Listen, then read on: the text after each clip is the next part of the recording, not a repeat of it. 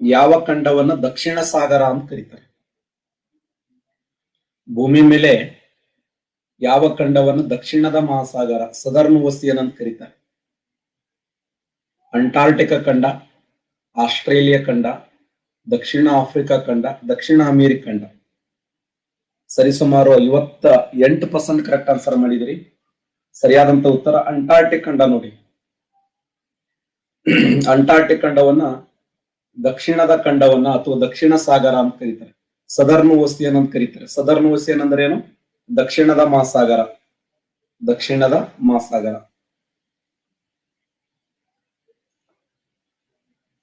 ಈ ಅಂಟಾರ್ಟಿಕ್ ಖಂಡವನ್ನು ಏನಂತ ಕರೀತಾರೆ ಅಂದ್ರೆ, ಅಂಟಾರ್ಟಿಕ್ ಖಂಡದ ಸುತ್ತಲೂ ಜಲರಾಶಿ ಆವರಿಸಿದೆ.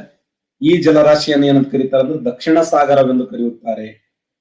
ಭೂಮಿ ಮೇಲೆ ಎಷ್ಟು ಸಾಗರಗಳು ಅಂತಂದ್ರೆ, ಎಷ್ಟು ಸಾಗರಗಳದಾವೆ? 4, 5, 6, 7. ಎಷ್ಟು ಸಾಗರಗಳದ ಭೂಮಿ ಮೇಲೆ ಟೋಟಲ್?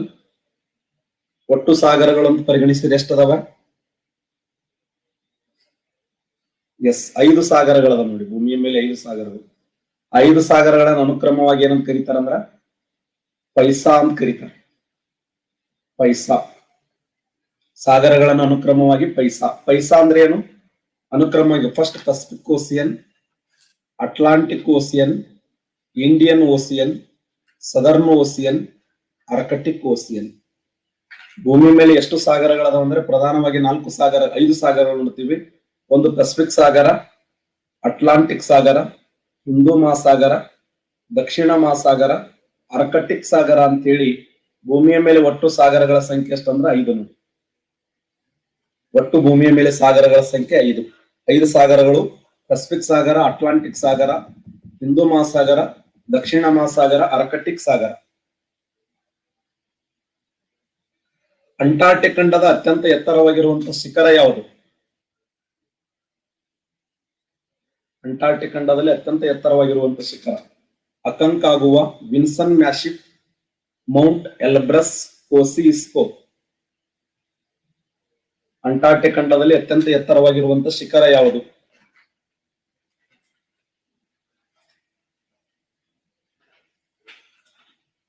ಸರಿಯಾಗಿರುವಂತಹ ಉತ್ತರ ವಿನ್ಸನ್ ಮ್ಯಾಸಿಫ್. ನೋಡಿ, ಅಂಟಾರ್ಟಿಕ್ ಖಂಡದಲ್ಲಿ ಅತ್ಯಂತ ಎತ್ತರವಾಗಿರುವಂತಹ ಶಿಖರ ಅಂದ್ರೆ ವಿನ್ಸನ್ ಮ್ಯಾಸಿಫ್. ವಿನ್ಸನ್ ಮ್ಯಾಸಿಫ್.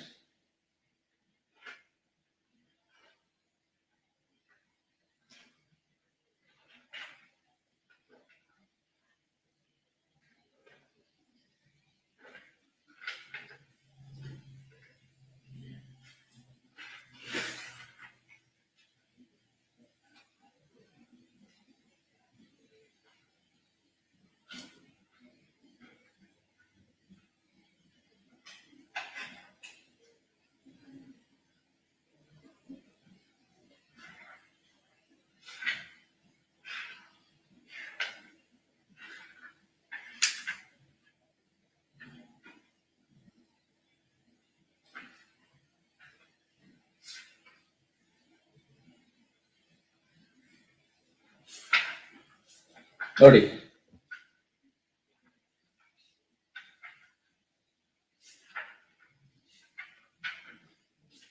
ಸಾಗರಗಳನ್ನು ಏನು ಖಂಡಗಳನ್ನು ನೋಡಿದಾಗ ಪರ್ವತಗಳು.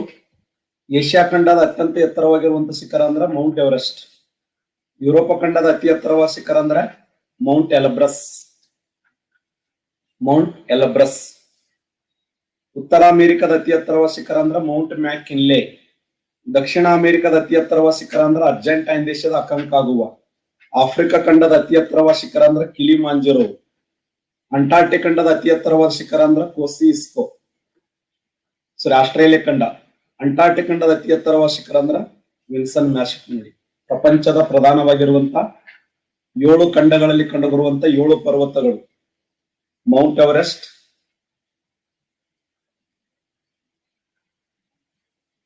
ಮೌಂಟ್ ಎವರೆಸ್ಟ್ ಎಲ್ಲಿ? ಏಷ್ಯಾ ಖಂಡ. Mount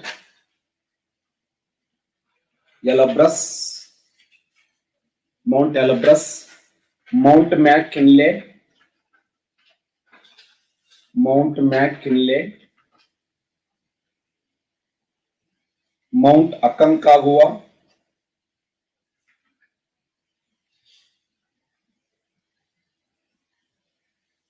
Mount Aconcagua, Mount Vinson Massif, Mount Vinson Massif, Mount Kosciuszko, Mount Kosciuszko. ಪ್ರಪಂಚದ 7 ಪ್ರಧಾನವಾಗಿರುವಂತಹ ಪರ್ವತಗಳ ನೋಡಿ. ಮೌಂಟ್ ಕಿಲಿಮಾಂಜರೋ, ಮೌಂಟ್ ಕಿಲಿಮಾಂಜರೋ,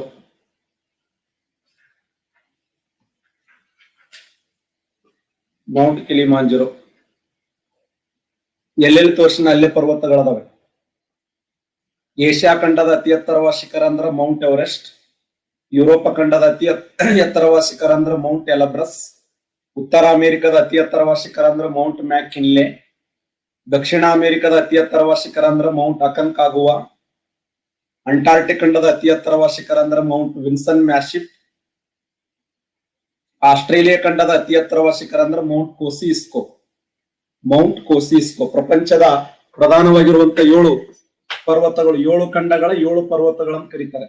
ಸಪ್ತ ಖಂಡಗಳ ಸಪ್ತ ಪರ್ವತಗಳು ಅಲ್ಲ.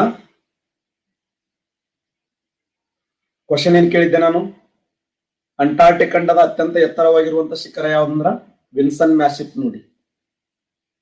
ದಕ್ಷಿಣ ಅಮೆರಿಕದ ಅತಿ ಎತ್ತರವಾದ ಶಿಖರ ಹೇಳಿ ನೋಡೋಣ. ದಕ್ಷಿಣ ಅಮೆರಿಕದ ಅತ್ಯಂತ ಎತ್ತರವಾದ ಶಿಖರ, ಶಬಾಷ್, ಎಕ್ಸಲೆಂಟ್. ಅಕಂಕಾಗೋ ನೋಡಿ. ಅರ್ಜೆಂಟೈನ್ ದೇಶದ ಅಕಂಕಾಗೋ ಇದೆಯಲ್ಲ, ಇದು ಭೂಮಿಯ ಮೇಲೆ ಅತ್ಯಂತ ಎತ್ತರವಾಗಿರುವಂತ ಜ್ವಾಲಾಮುಖಿಯ ಶಿಖರ ಅಂತ ಕರಿತೀವಿ. ಭೂಮಿಯ ಮೇಲೆ ಅತ್ಯಂತ ಎತ್ತರವಾಗಿರುವಂತ ಜ್ವಾಲಾಮುಖಿಯ ಶಿಖರ ಅಂದ್ರ ಅರ್ಜೆಂಟೈನ್ ದೇಶದ ಅಕಂಕಾಗುವಾ. ಸೌರಮಂಡಲದಲ್ಲಿ ಅತ್ಯಂತ ಎತ್ತರವಾಗಿರುವಂತ ಶಿಖರ ಅಂದ್ರೆ, ಸೌರಮಂಡಲದಲ್ಲಿ ಅತ್ಯಂತ ಎತ್ತರವಾದ ಶಿಖರ ಅಂದ್ರೆ ಮಂಗಳ ಗ್ರಹದಲ್ಲಿ ಕಂಡು ಬರುವಂತ ನಿಕ್ಸ್ ಒಲಿಂಪಿಯಾ ನೋಡಿ. ನಿಕ್ಸ್ ಒಲಿಂಪಿಯಾ, ಮಂಗಳ ಗ್ರಹದಲ್ಲಿ ಕಂಡು ಬರುವಂತ ನಿಕ್ಸ್ ಒಲಿಂಪಿಯಾ ಇದೆಯಲ್ಲ, ಇದು ಭೂಮಿಯ ಸೌರಮಂಡಲದಲ್ಲಿ ಅತ್ಯಂತ ಎತ್ತರವಾಗಿರುವಂತ ಶಿಖರ. ಇದರ ಹೈಟ್ ಎಷ್ಟಿದೆ ಅಂದ್ರೆ 29,000 ಮೀಟರ್ ಹೈಟ್ ಇದೆ. ಮಂಗಳ ಗ್ರಹದಲ್ಲಿ ಕಂಡು ಬರ್ತದೆ.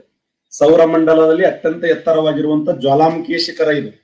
ಇಡೀ ಸೋಲಾರ್ ಸಿಸ್ಟಮದಲ್ಲಿ ಸೌರಮಂಡಲದಲ್ಲಿ ಅತ್ಯಂತ ಎತ್ತರವಾಗಿರುವಂತ ಜ್ವಾಲಾಮುಖಿಯ ಶಿಖರ ಅಂದ್ರೆ ನಿಕ್ಸ್ ಒಲಿಂಪಿಯಾ ಅಂತ ಕರಿತೀವಿ. ಇದು ಸಪ್ತ ಖಂಡಗಳ ಸಪ್ತ ಪರ್ವತಗಳು. ಡಯಾಗ್ರಾಮ್ ಬಿಡಿಸ್ಕೊಂಡ್ರೆ ಮೋಸ್ಟ್ಲಿ ಬಿಡಿಸ್ಕೊಂಡು ಎಲ್ಲ ಗುರುತಿಸಿರ್ಬೇಕು. ಗೊಂಬೆ ಚಿತ್ರ ಕಳ್ಸಕತ್ತೀರ, ಭಯಂಕರ ಅಸಹ್ಯ ಮಾಡಾಕತ್ತೀರ ನೀವು. ನೀವ್ ಅಸಹ್ಯ ಮಾಡ್ತಾರ ನನ್ಗ.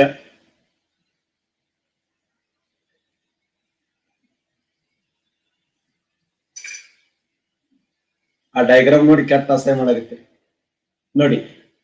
ಆಸ್ಟ್ರೇಲಿಯಾ ಖಂಡದ ಅತ್ಯಂತ ಎತ್ತರವಾಗಿರುವಂತ ಶಿಖರ ಯಾವ್ದಂದ್ರ ವಿನ್ಸನ್ ಮ್ಯಾಸಿಫ್. ಇದರ ಹೈಟ್ ಎಷ್ಟಿದೆ ಅಂದ್ರೆ 5,140 ಮೀಟರ್ ಎತ್ತರವಾಗಿದ್ದು ಇಡೀ ಅಂಟಾರ್ಟಿಕ್ ಖಂಡದಲ್ಲಿ ಅತ್ಯಂತ ಎತ್ತರವಾಗಿರುವಂತ ಶಿಖರ. ಇನ್ನು ರಾಸ್ ದ್ವೀಪಗಳಲ್ಲಿ ಕಂಡು ಬರುವಂತ ಎರಬಸ್ ಇದೆಯಲ್ಲ, ಇದು ಇಲ್ಲಿ ಕಂಡು ಬರುವಂತ ಜಾಗೃತ ಜ್ವಾಲಾಮುಖಿ ಅಂತ ಕರಿತೀವಿ. ಅಂಟಾರ್ಟಿಕ್ ಖಂಡದ ಅತ್ಯಂತ ಎತ್ತರವಾಗಿರುವಂತ ಶಿಖರ ಯಾವ್ದಂದ್ರೆ ವಿನ್ಸನ್ ಮ್ಯಾಸಿಫ್. ಇದರ ಹೈಟ್ ಎಷ್ಟಿದೆ ಅಂದ್ರೆ 5,140 ಮೀಟರ್ ಎತ್ತರವಾಗಿದೆ. ಇಡೀ ಒಂದು ಅಂಟಾರ್ಟಿಕ್ ಖಂಡದಲ್ಲಿ ಅತ್ಯಂತ ಎತ್ತರವಾಗಿರುವಂತ ಶಿಖರ.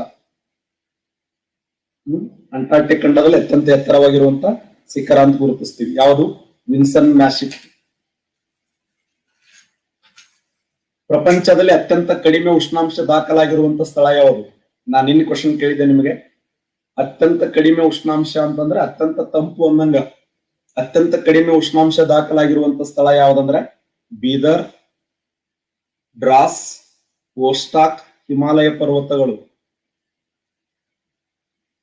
ಪ್ರಪಂಚದಲ್ಲಿ ಅತ್ಯಂತ ಕಡಿಮೆ ಉಷ್ಣಾಂಶ ದಾಖಲಾಗಿರುವಂತ ಸ್ಥಳ. ಶಬಾಷ್, ಸರಿಯಾದಂತ ಉತ್ತರ ಅಂಟಾರ್ಟಿಕ್ ಖಂಡದ ವೋಸ್ಟಾಕ್ ನೋಡಿ.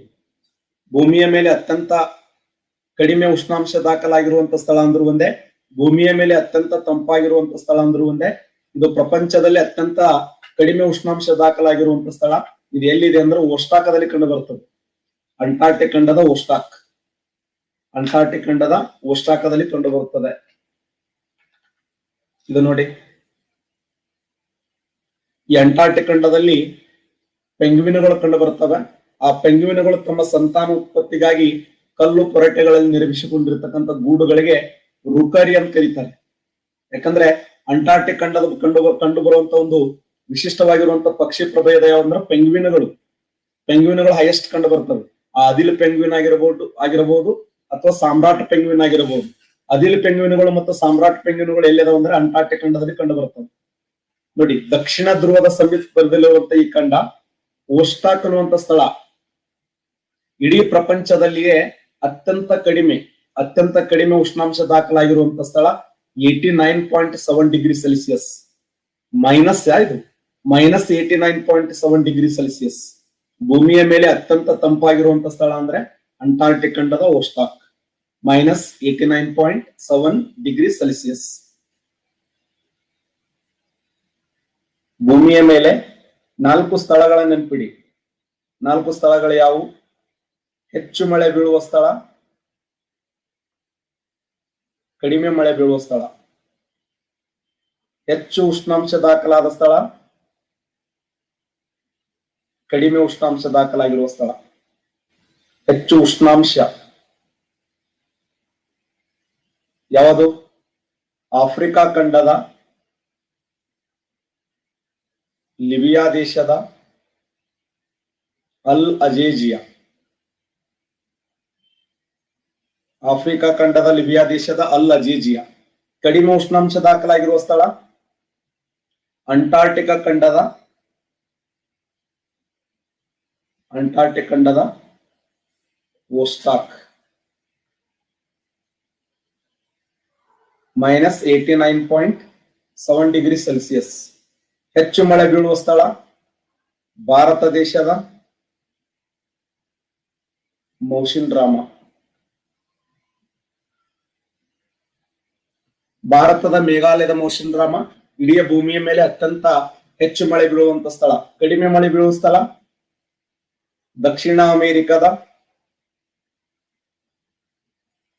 ಅಮೆರಿಕದ ಚಿಲಿ ದೇಶದ ಅಟಕಾಮ ಮರುಭೂಮಿ.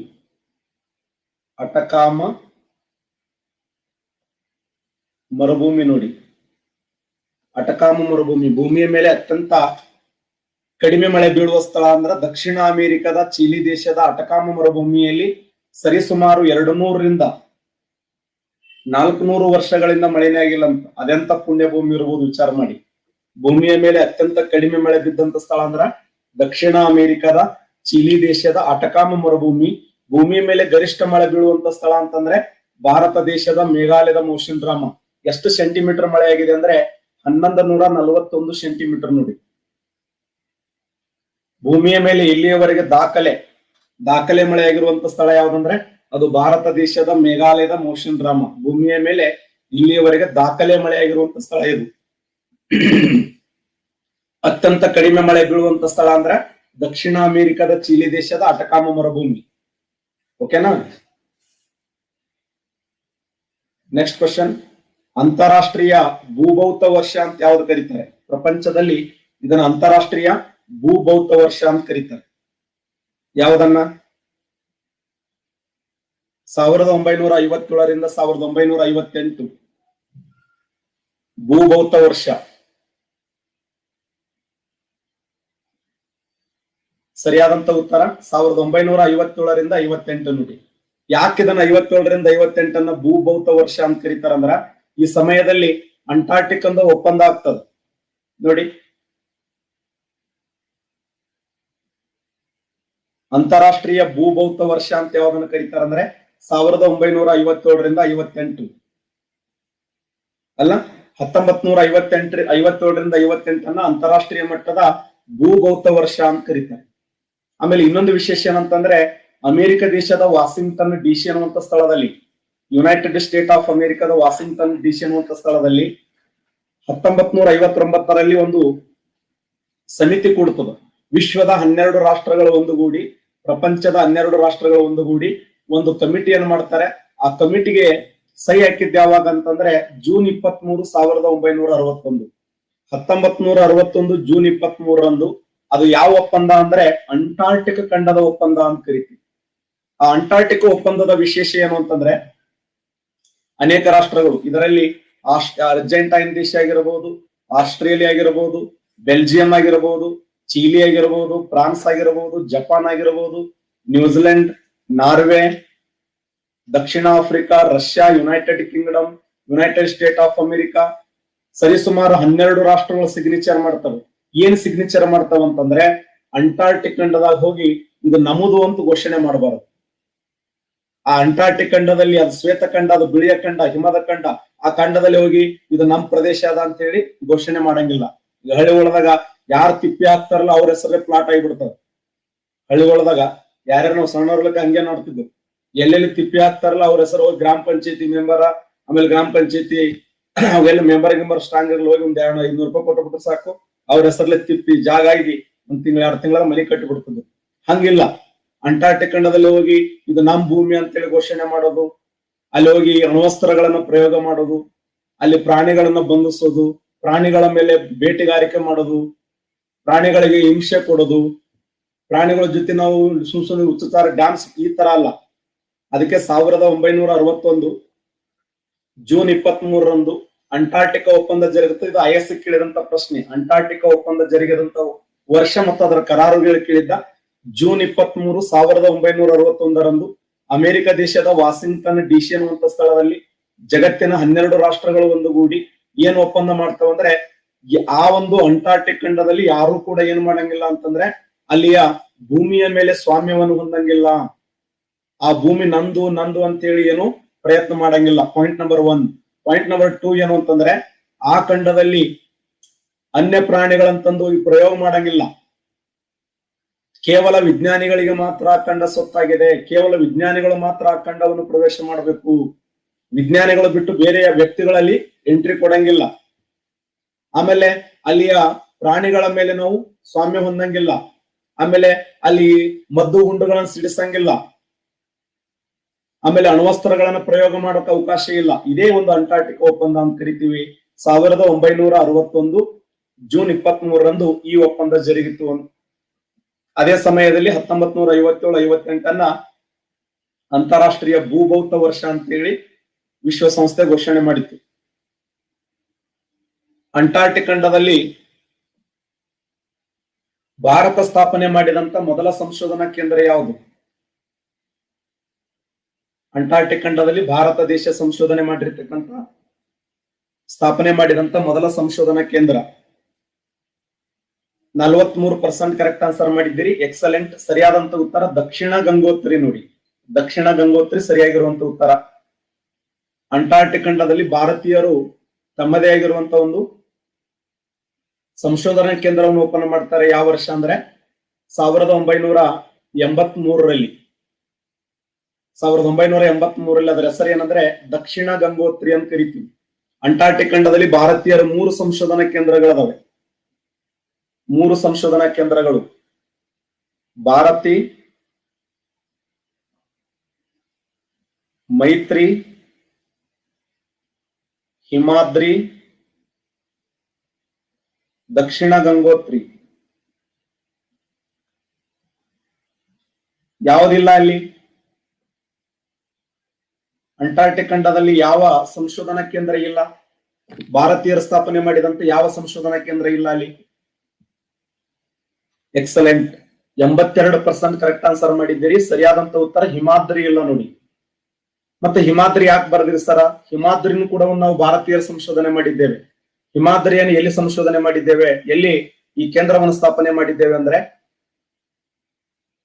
ಅಂಟಾರ್ಟಿಕಾ ಆರ್ಕಟಿಕ್ ಸಾಗರದಲ್ಲಿ ಸ್ಥಾಪನೆ ಮಾಡಿ. ನೋಡಿ, ಆರ್ಕಟಿಕ್ ಸಾಗರ ಇದು ಭೂಮಿ. ಇದು ಭೂಮಿ ಯಾವ ಆಕಾರದಲ್ಲಿದೆ ಅಂದ್ರೆ ಜಿಯಾಡ್ ಆಕಾರದಲ್ಲಿದೆ. ಭೂಮಿ ಜಿಯಾಡ್ ಆಕಾರದಲ್ಲಿದೆ ಅಂತ ಹೇಳಿದವರು ಯಾರಂದ್ರೆ ಆಲ್ಬರ್ಟ್ ಐನ್ಸ್ಟೀನ್.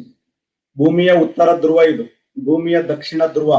ಭೂಮಿಯ ಉತ್ತರ ಧ್ರುವದಲ್ಲಿ ಏನಿದೆ ಅಂದ್ರೆ ಆರ್ಕಟಿಕ್ ಸಾಗರ ಇದೆ. ನೋಡಿ, ಆರ್ಕಟಿಕ್ ಸಾಗರ.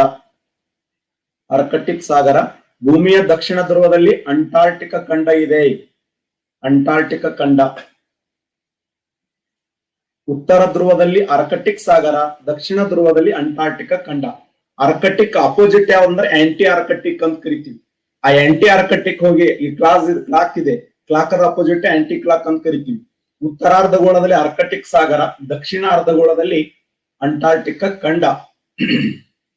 ಆರ್ಕಟಿಕ್ ಅಪೋಸಿಟ್ನೆ ಆಂಟಿ ಆರ್ಕಟಿಕ್ ಅಂತ ಅಲ್ಲಕ್ ಹೋಗಿ ಅಂಟಾರ್ಟಿಕ್ ಅಂತ ಕರೆದ್ರು. ಹಾಗಾದ್ರೆ ಆರ್ಕಟಿಕ್ ಸಾಗರದ ಅಪೋಸಿಟ್ ಅಂಟಾರ್ಟಿಕ್ ಖಂಡ ಇದೆ. ಆರ್ಕಟಿಕ್ ಸಾಗರದಲ್ಲಿ ಭಾರತೀಯರು ಸ್ಥಾಪನೆ ಮಾಡಿದಂತ ಸಂಶೋಧನಾ ಕೇಂದ್ರ ಯಾವ್ದಂದ್ರ ಹಿಮಾದ್ರಿ.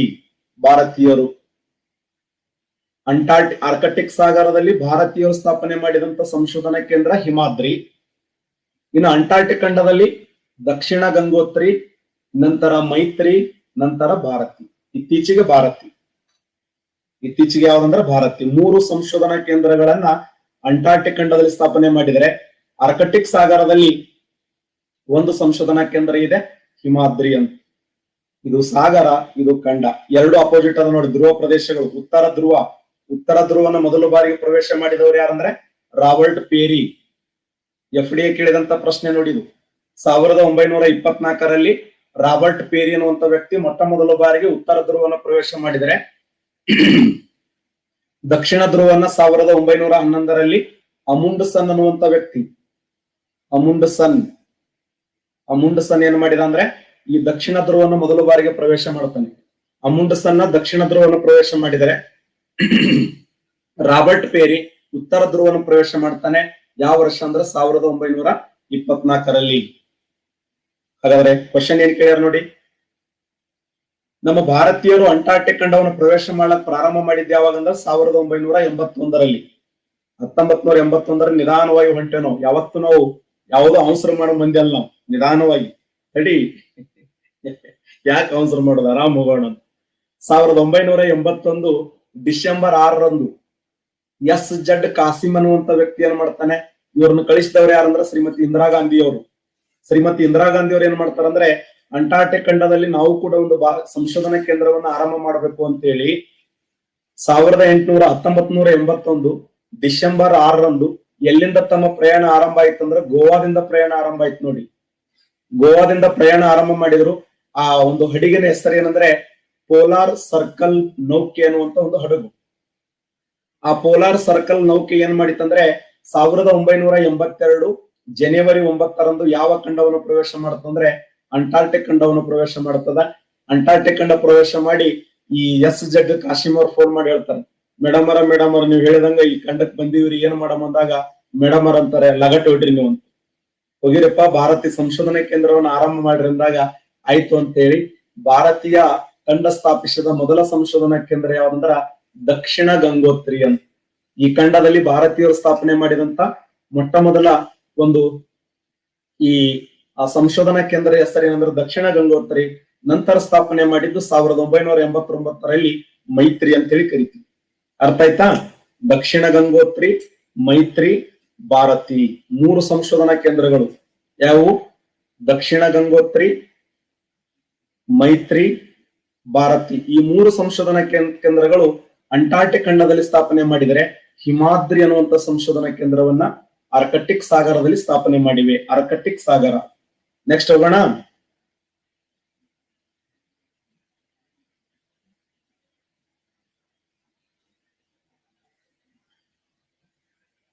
ಸಿಮ್ರಾಚರ ಒಯಸಿಸ್ ಮೇಲೆ ನಿರ್ಮಿಸಲಾದಂತ ಭಾರತ ಸಂಶೋಧನಾ ಕೇಂದ್ರ ಯಾವುದು?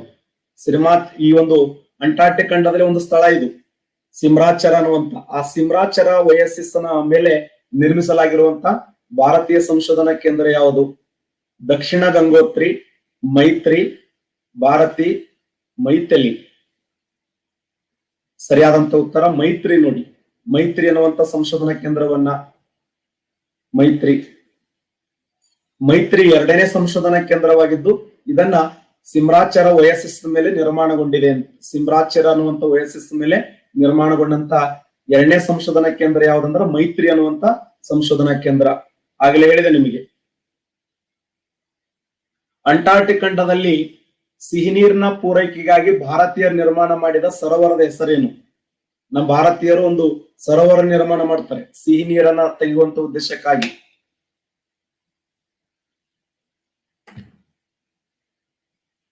ಎಕ್ಸಲೆಂಟ್, 67% ಕರೆಕ್ಟ್ ಆನ್ಸರ್ ಮಾಡಿದಿರಿ.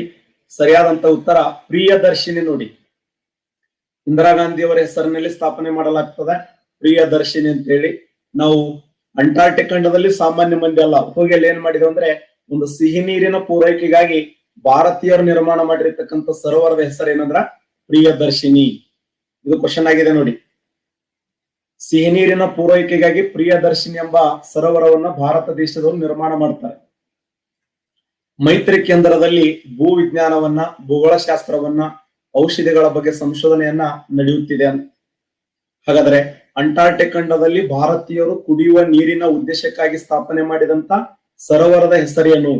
ಅಂಟಾರ್ಟಿಕ್ ಖಂಡದಲ್ಲಿ ಭಾರತೀಯರು ಸಿಹಿ ನೀರಿನ ಪೂರೈಕೆಗಾಗಿ ಸ್ಥಾಪನೆ ಮಾಡಿದಂತ ಸರೋವರದ ಹೆಸರೇನಂದ್ರೆ ಪ್ರಿಯದರ್ಶಿನಿ ಅನ್ನುವಂತ ಸರೋವರವನ್ನ, ಪ್ರಿಯದರ್ಶಿನಿ ನೆನ್ಪಿಡಿ. 1911ರಲ್ಲಿ ದಕ್ಷಿಣ ಧ್ರುವವನ್ನ ಅನ್ವೇಷಣೆ ಮಾಡಿದವರು ಯಾರು? ಆಗಲೇ ಇದನ್ನ ನಾನು ನಿಮ್ಗೆ ಹೇಳಿದೆ. ನಾನು ದಕ್ಷಿಣ ಧ್ರುವವನ್ನ Robert Peary, Amundsen, Richard Sen, Johnson. Excellent, 73% correct answer ಮಾಡಿದಿರಿ. ಸರಿಯಾದಂತ ಉತ್ತರ ಅಮುಂಡ್ಸನ್, ರೈಟ್ ಆನ್ಸರ್ ನೋಡಿ. ಅಮುಂಡ್ಸನ್ 1911ರಲ್ಲಿ ದಕ್ಷಿಣ ಧ್ರುವವನ್ನ ಅನ್ವೇಷಿಸಿರ್ತಕ್ಕಂಥ ವ್ಯಕ್ತಿ ಯಾರಂದ್ರೆ ಅಮುಂಡ್ಸನ್. ಯಾವ ದೇಶ? ನಾರ್ವೆ ದೇಶದ ವ್ಯಕ್ತಿ. ನಾರ್ವೆ ದೇಶದ ಅಮುಂಡ್ಸನ್ ಅವರು 1911ರಲ್ಲಿ ದಕ್ಷಿಣ ಧ್ರುವವನ್ನ ಅನ್ವೇಷಣೆ ಮಾಡಿದರು ನೋಡಿ. ರೊನಾಲ್ಡ್ ಅಮುಂಡ್ಸನ್ ಅನ್ನುವಂತ ವ್ಯಕ್ತಿ 1911ರಲ್ಲಿ ಈ ಒಂದು ಖಂಡವನ್ನು ತಲುಪಿಸ್ತಾನೆ. ಅಥವಾ ಯಾವ ದೇಶದ ವ್ಯಕ್ತಿ ಅಂದ್ರೆ ನಾರ್ವೆ ದೇಶದ ಅನ್ವೇಷಣೆಕಾರ.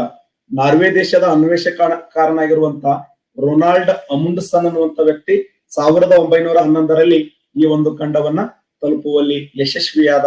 ಇದಕ್ಕಿಂತ ಮುಂಚೆ 1910ರಲ್ಲಿ ದಕ್ಷಿಣ ಧ್ರುವವನ್ನು ಮೊದಲ ಬಾರಿಗೆ ಕಂಡಿಡಿದಂತ ವ್ಯಕ್ತಿ ಯಾರಂದ್ರ ರಾಬರ್ಟ್ ಎಫ್ ಸ್ಕಾಟ್ ಅನ್ನುವಂತ ವ್ಯಕ್ತಿ.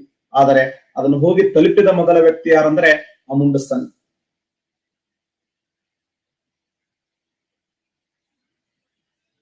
ಈಗಾಗಲೇ ಸ್ಥಾಪನೆ ಮಾಡಲಾಗಿದೆ. ಅದು ಕ್ವಶನ್ ಏನಂದ್ರೆ ಅಂಟಾರ್ಟಿಕ್ ಖಂಡದಲ್ಲಿ ಭಾರತೀಯರು ಈ ಕೆಳಗಿನ ಯಾವ ಸಂಶೋಧನಾ ಕೇಂದ್ರ ಸ್ಥಾಪನೆ ಮಾಡಲು ಯೋಚನೆ ಮಾಡಲಾಗಿದೆ ಅಂದ್ರೆ ಭಾರತಿ ಸ್ಥಾಪನೆ ಆಗಿದೆ.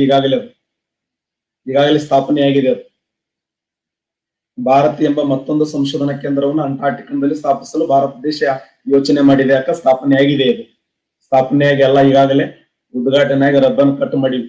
ಯಾವ ಪರ್ವತಗಳು ಪಾಮೀರ್ ಗ್ರಂಥಿಯಿಂದ ಪ್ರಾರಂಭಗೊಳ್ಳುತ್ತವೆ? ಪಾಮೀರ್ ಗ್ರಂಥಿಯಿಂದ ಪ್ರಾರಂಭಗೊಳ್ಳುವಂತ ಪರ್ವತಗಳು ಯಾವುವು? ಯುರಾಲ್ಸ್ ಪರ್ವತಗಳು, ರಾಕಿ ಪರ್ವತಗಳು, ಹಿಮಾಲಯ ಪರ್ವತಗಳು, ಆಂಡಿಸ್ ಪರ್ವತಗಳು. ಯಾವ ಪರ್ವತಗಳು ಪಾಮೀರ್ ಗ್ರಂಥಿಯಿಂದ ಆರಂಭ ಆಗ್ತವೆ? ಕರೆಕ್ಟ್ ಆನ್ಸರ್ ಮಾಡಿ ನೋಡೋಣ. ಯಾವ ಪರ್ವತಗಳು ಪಾಮೀರ್ ಗ್ರಂಥಿಯಿಂದ ಪ್ರಾರಂಭವಾಗುತ್ತವೆ? ಎಕ್ಸಲೆಂಟ್, 47% ಕರೆಕ್ಟ್ ಆನ್ಸರ್ ಮಾಡಿದಿರಿ. ಹಿಮಾಲಯ ಪರ್ವತ. ಸರ್ ಗ್ರಂಥಿ ಅಂದ್ರೆ ಏನ್ ಸರ್? ಇದು ಹೊಸದು ಕೇಳಿದೀವಲ್ಲ, ಈಗಾಗಲೇ ಒಂದ್ಸರಿ ಹೇಳಿ ನಾನು. ಗ್ರಂಥಿ ಅಂದ್ರೆ ಏನು? ಇದೊಂದು ಪರ್ವತ, ಇದೊಂದು ಪರ್ವತ, ಇದೊಂದು ಪರ್ವತ, ಇದೊಂದು ಪರ್ವತ. ಹಲವು ಪರ್ವತಗಳು ಒಂದೇ ಸಾಲಿನಲ್ಲಿದ್ದರೆ ಪರ್ವತಗಳ ಸರಣಿ ಅಂತ ಕರೀತಾರೆ. ಇವುಗಳಿಗೆ ಪರ್ವತಗಳ ಸರಣಿ ಅಂತ ಕರೀತಾರೆ. ಪರ್ವತಗಳ ಸರಣಿ. ಹಲವು ಪರ್ವತ ಸರಣಿಗಳು ಒಂದು ನಿರ್ದಿಷ್ಟವಾದ ಸ್ಥಳದಲ್ಲಿ ಬಂದು ಸಂಧಿಸಿದರೆ ಇದೊಂದು ಪರ್ವತ ಶ್ರೇಣಿ, ಇದೊಂದು ಪರ್ವತ ಶ್ರೇಣಿ, ಇದೊಂದು ಪರ್ವತ ಶ್ರೇಣಿ. ಹಲವು ಪರ್ವತ ಸರಣಿಗಳು ಒಂದು ನಿರ್ದಿಷ್ಟವಾದ ಸ್ಥಳದಲ್ಲಿ ಬಂದು ಸಂಧಿಸಿದರೆ ಅದನ್ನ ಪರ್ವತಗಳ ಗ್ರಂಥಿ ಅಂತ ಕರೀತಾರೆ. ಪರ್ವತಗಳ ಗ್ರಂಥಿ. ಹಾಗಾದ್ರೆ ನಮ್ಮ ಏಷ್ಯಾ ಖಂಡದ ಅತ್ಯಂತ ದೊಡ್ಡದಾಗಿರುವಂತ ಪರ್ವತ ಗ್ರಂಥಿ ಯಾವ್ದಂದ್ರೆ ಪಾಮೀರ್ ಗ್ರಂಥಿ. ಈ ಪಾಮೀರ್ ಗ್ರಂಥಿಯಲ್ಲಿ ಎಷ್ಟು ಪರ್ವತ ಸರಣಿಗಳದಾವಂದ್ರೆ ಟೋಟಲ್ 5 ಪರ್ವತ ಸರಣಿಗಳದಾವೆ. ಆ 5 ಪರ್ವತ ಸರಣಿಗಳು ಯಾವಂದ್ರೆ ಫಸ್ಟ್ ಒನ್ ಹಿಮಾಲಯ ಪರ್ವತ ಸರಣಿ, ಹಿಮಾಲಯ. 2 ಕಾರಾಕೋರಂ, ಹಿಂದೂ ಕುಶ್ ಪರ್ವತ ಶ್ರೇಣಿಗಳು, ಸುಲೇಮಾನ್ ಪರ್ವತ ಶ್ರೇಣಿಗಳು, ಸುಲೇಮಾನ್. ನೆಕ್ಸ್ಟ್ ಕುನುಲುನ್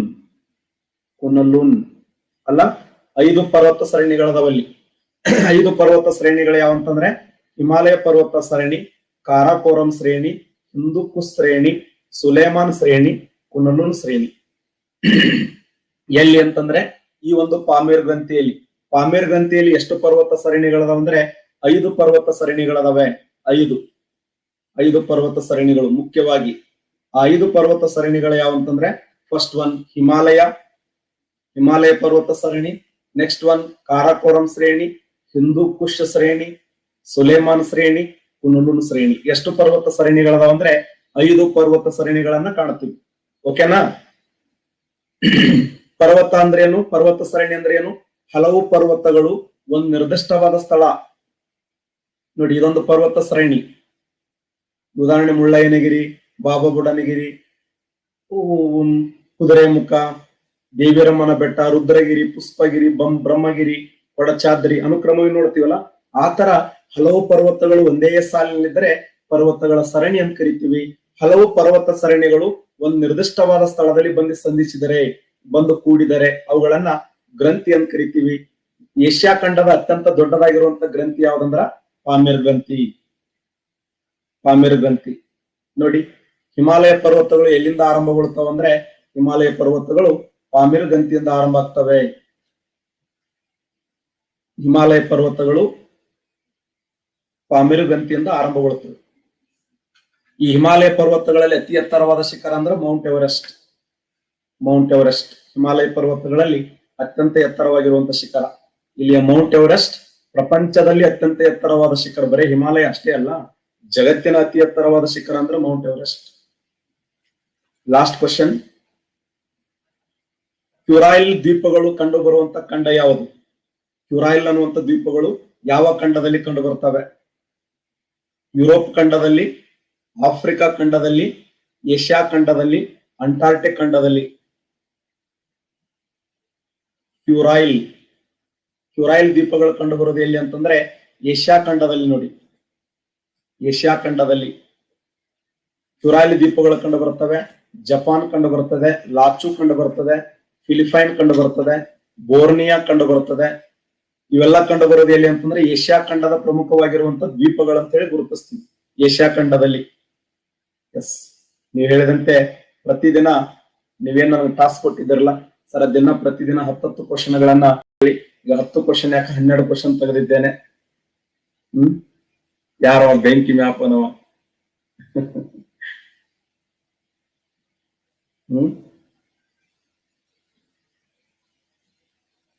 ಧನ್ಯವಾದಗಳು ತಮಗೂ ಕೂಡ.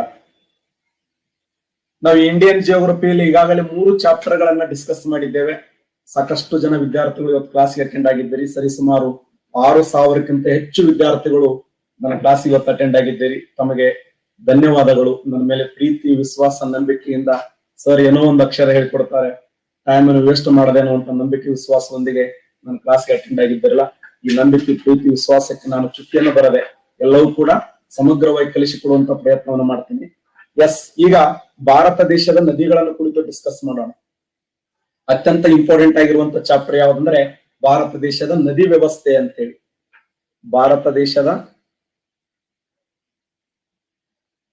ಭಾರತದ ನದಿ ವ್ಯವಸ್ಥೆ, ನದಿಗಳು ವೆರಿ ಇಂಪಾರ್ಟೆಂಟ್ ಚಾಪ್ಟರ್. ನಾನು ಬೋರ್ಡ್ ಮೇಲೆ ಬರಿತಾ ಹೋಗ್ತೇನೆ, ನೀಟಾಗಿ ನೀವೆಲ್ಲ ಅಲ್ಲಿ ಡೈಗ್ರಾಮ್ ಮೂಲಕ ನೀವೆಲ್ಲ ಬರಿತಾ ಹೋಗ್ರಿ. ನದಿ ಅಂತಂದ್ರೆ ಏನು? ನದಿ ಅಂದ್ರೆ ಈಗಾಗಲೇ ಸಾಕಷ್ಟು ಬಾರಿ ಹೇಳಿದ್ದೇನೆ ನಿಮ್ಗೆ. ಎತ್ತರದ ಪರ್ವತದಲ್ಲಿ ಹುಟ್ಟಿ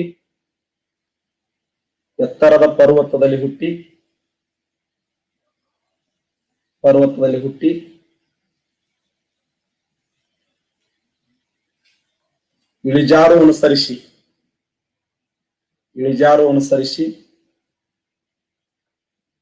ಎತ್ತರ ಪರ್ವತದಲ್ಲಿ ಹುಟ್ಟಿ ಇಳಿಜಾರು ಅನುಸರಿಸಿ ಹರಿಯುವ ಸಿಹಿ ನೀರಿನ ದೊಡ್ಡ ಜಲಧಾರೆ. ಹರಿಯುವ ಸಿಹಿ ನೀರಿನ ದೊಡ್ಡ ಜಲಧಾರೆಯನ್ನು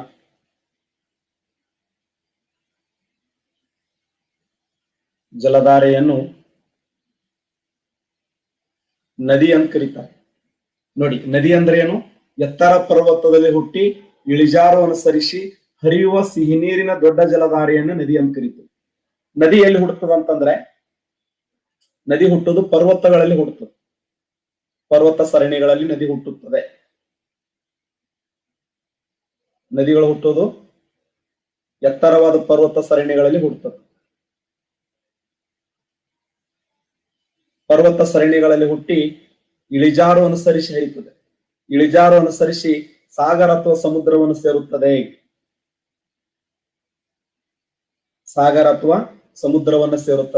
ಎತ್ತರ ಪರ್ವತದಲ್ಲಿ ಹುಟ್ಟಿ. ಸರ್, ಪರ್ವತದಲ್ಲಿ ಯಾಕೆ ಹುಟ್ಟುತ್ತದೆ ನದಿ? ಪರ್ವತದಲ್ಲಿ ಹುಟ್ಟಲಕ್ಕೆ 2 ಕಾರಣಗಳು. ನದಿಗಳು ಪರ್ವತದಲ್ಲಿ ಜನ್ಮ ತಾಳಕ್ಕೆ ಎರಡು ಪ್ರಧಾನವಾಗಿರುವಂತಹ ಕಾರಣಗಳು. ಯಾಕಂದ್ರೆ ನದಿ ಹುಟ್ಟುವ ಸ್ಥಳಕ್ಕೆ ಏನಂತ ಕರೀತಾರಂದ್ರೆ ಸ್ಥಳ. ನದಿ ಹುಟ್ಟುವ ಸ್ಥಳವನ್ನ ನದಿ ಮೂಲ ಅಂತ ಕರೀತಾರೆ. ನದಿ ಮೂಲ ಇದು ಕ್ವಶನ್ ಆಗಿದೆ. ನದಿ ಹುಟ್ಟುವ ಸ್ಥಳದ ಮೇಲೆ ಕ್ವಶನ್ ಆಗಿದೆ PSI ಗೆ. ನದಿ ಎಂಡ್ ಆಗುವ ಸ್ಥಳದ ಮೇಲೆ ಕ್ವಶನ್ ಆಗಿದೆ. ನದಿ ಹುಟ್ಟುವ ಸ್ಥಳಕ್ಕೆ ನದಿ ಮೂಲ ಅಂತ ಕರೆದರೆ, ನದಿ ಅಂತ್ಯಗೊಳ್ಳುವ ಸ್ಥಳಕ್ಕೆ ನದಿ ಮುಖ ಅಂತ ಕರೀತಾರೆ. ನದಿ ಮುಖ ನೋಡಿ, ನದಿ ಎಂಡ್ ಆಗುವ ಸ್ಥಳಕ್ಕೆ ನದಿ ಮುಖ ಅಂತ ಕರೀತಾರೆ. ನದಿ ಹುಟ್ಟುವ ಸ್ಥಳಕ್ಕೆ ನದಿ ಮೂಲ ಅಂತ ಕರೀತಾರೆ. ನದಿ ಹುಟ್ಟುವ ಸ್ಥಳಕ್ಕೆ ನದಿ ಮೂಲ ಅಂತ ಕರೆದರೆ, ನದಿ ಅಂತ್ಯಗೊಳ್ಳುವ ಸ್ಥಳಕ್ಕೆ ನದಿ ಮುಖ ಅಂತ ಕರೀತಾರೆ. ಸರ್, ಪರ್ವತಗಳಲ್ಲೇ ನದಿಗಳು ಯಾಕೆ ಹುಡ್ತವೆ? ಪರ್ವತಗಳಲ್ಲಿ ನದಿಗಳು ಯಾಕೆ ಹುಡ್ತವೆ?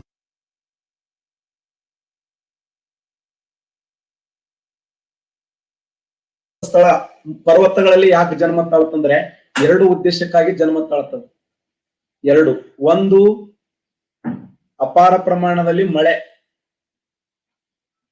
ಮಳೆಯಿಂದ ಅಂತರ್ಜಲದ ಪ್ರಮಾಣ ಹೆಚ್ಚಾಗಿ ಮಳೆಯಿಂದ ಅಂತರ್ಜಲದ ಪ್ರಮಾಣ ಜಾಸ್ತಿ ಆಗ್ತದೆ. ಅಂತರ್ಜಲ. ಎರಡನೇದ್ದು ಹಿಮ. ನಾಳೆ ಕ್ವಶನ್ ಕೇಳ್ತಾನೆ, ನದಿಗಳು ಪರ್ವತದಲ್ಲಿ ಜನ್ಮ ತಾಳಲು ಪ್ರಧಾನವಾದ ಕಾರಣ ಅಂದ್ರೆ ಎರಡು ಪ್ರಧಾನವಾದ ಕಾರಣಗಳು. ಒಂದು ಗ್ರೌಂಡ್ ವಾಟರ್, ಇನ್ನೊಂದು ಗ್ಲೇಸಿಯರ್ ಅಂತ ಕರಿತೀವಿ. ಗ್ಲೇಸಿಯರ್. ಇಲ್ಲಿ ನೋಡಿ, ಇಲ್ಲಿ ಅಪಾರ ಪ್ರಮಾಣದಲ್ಲಿ ಹಿಮ ಇರ್ತದೆ. ಇಲ್ಲೆಲ್ಲ ಅಪಾರ ಪ್ರಮಾಣದಲ್ಲಿ ಹಿಮ ನೋಡ್ತೀವಿ ನಾವು. ಇಲ್ಲೆಲ್ಲ ಹಿಮ ಇರ್ತದೆ. ಆ ಹಿಮ ಇರುವಂತ ಸಮಯದಲ್ಲಿ ಇಲ್ಲಿ ಭೂಮಿ ಒಳಗೆ ಏನಾಗ್ತಂದ್ರೆ ಅಪಾರ ಪ್ರಮಾಣದಲ್ಲಿ ಜ್ವಾಲಾಮುಖಿಗಳು ಹೊರಬರ್ತವೆ. ಆ ಜ್ವಾಲಾಮುಖಿಗಳು ಹೊರಬರುವಂತ ಸಮಯದಲ್ಲಿ ಜ್ವಾಲಾಮುಖಿ ಶಾಖಕ್ಕೆ ಏನಾಗಿಬಿಡುತ್ತೆ ಅಂದ್ರೆ ಮೇಲಿರುವಂತ ಹಿಮ ಎಲ್ಲ ಕರಿಬಿಡ್ತದೆ. ಒಂದು ವೇಳೆ ಆ ಜ್ವಾಲಾಮುಖಿಯ ಹೊಡೆತಕ್ಕ, ಭೂಮಿಯ ಎಸ್ತನೋಸ್ಫಿಯರ್ ಅದಲ್ಲಿರುವಂತಹ ಜ್ವಾಲಾಮುಖಿಯ ಹೊಡೆತಕ್ಕೆ, ಭೂಮಿಯ ಎಸ್ತನೋಸ್ಫಿಯರ್ ಅದಲ್ಲಿರುವಂತಹ ಜ್ವಾಲಾಮುಖಿಯ ಶಕ್ತಿಗೆ ಆ ಭೂಮಿಯ ಮೇಲೆ ಇರ್ತಕ್ಕಂಥ ಪರ್ವತಗಳ ಮೇಲೆ ಇರ್ತಕ್ಕಂಥ ಆ ಹಿಮ ಏನಾದ್ರು ಒಮ್ಮೆ ಡೈರೆಕ್ಟ್ ಆವಿಯಾಗಿ ಹೋಯ್ತು ಅಂತಂದ್ರೆ ಅದಕ್ಕ ಸಬ್ಲಿಮೇಷನ್ ಅಂತ ಕರಿತೀವಿ ನೋಡಿ. ಸಬ್ಲಿಮೇಷನ್. ಇದು PSI ಕ್ವಶನ್ ಆಗಿದೆ.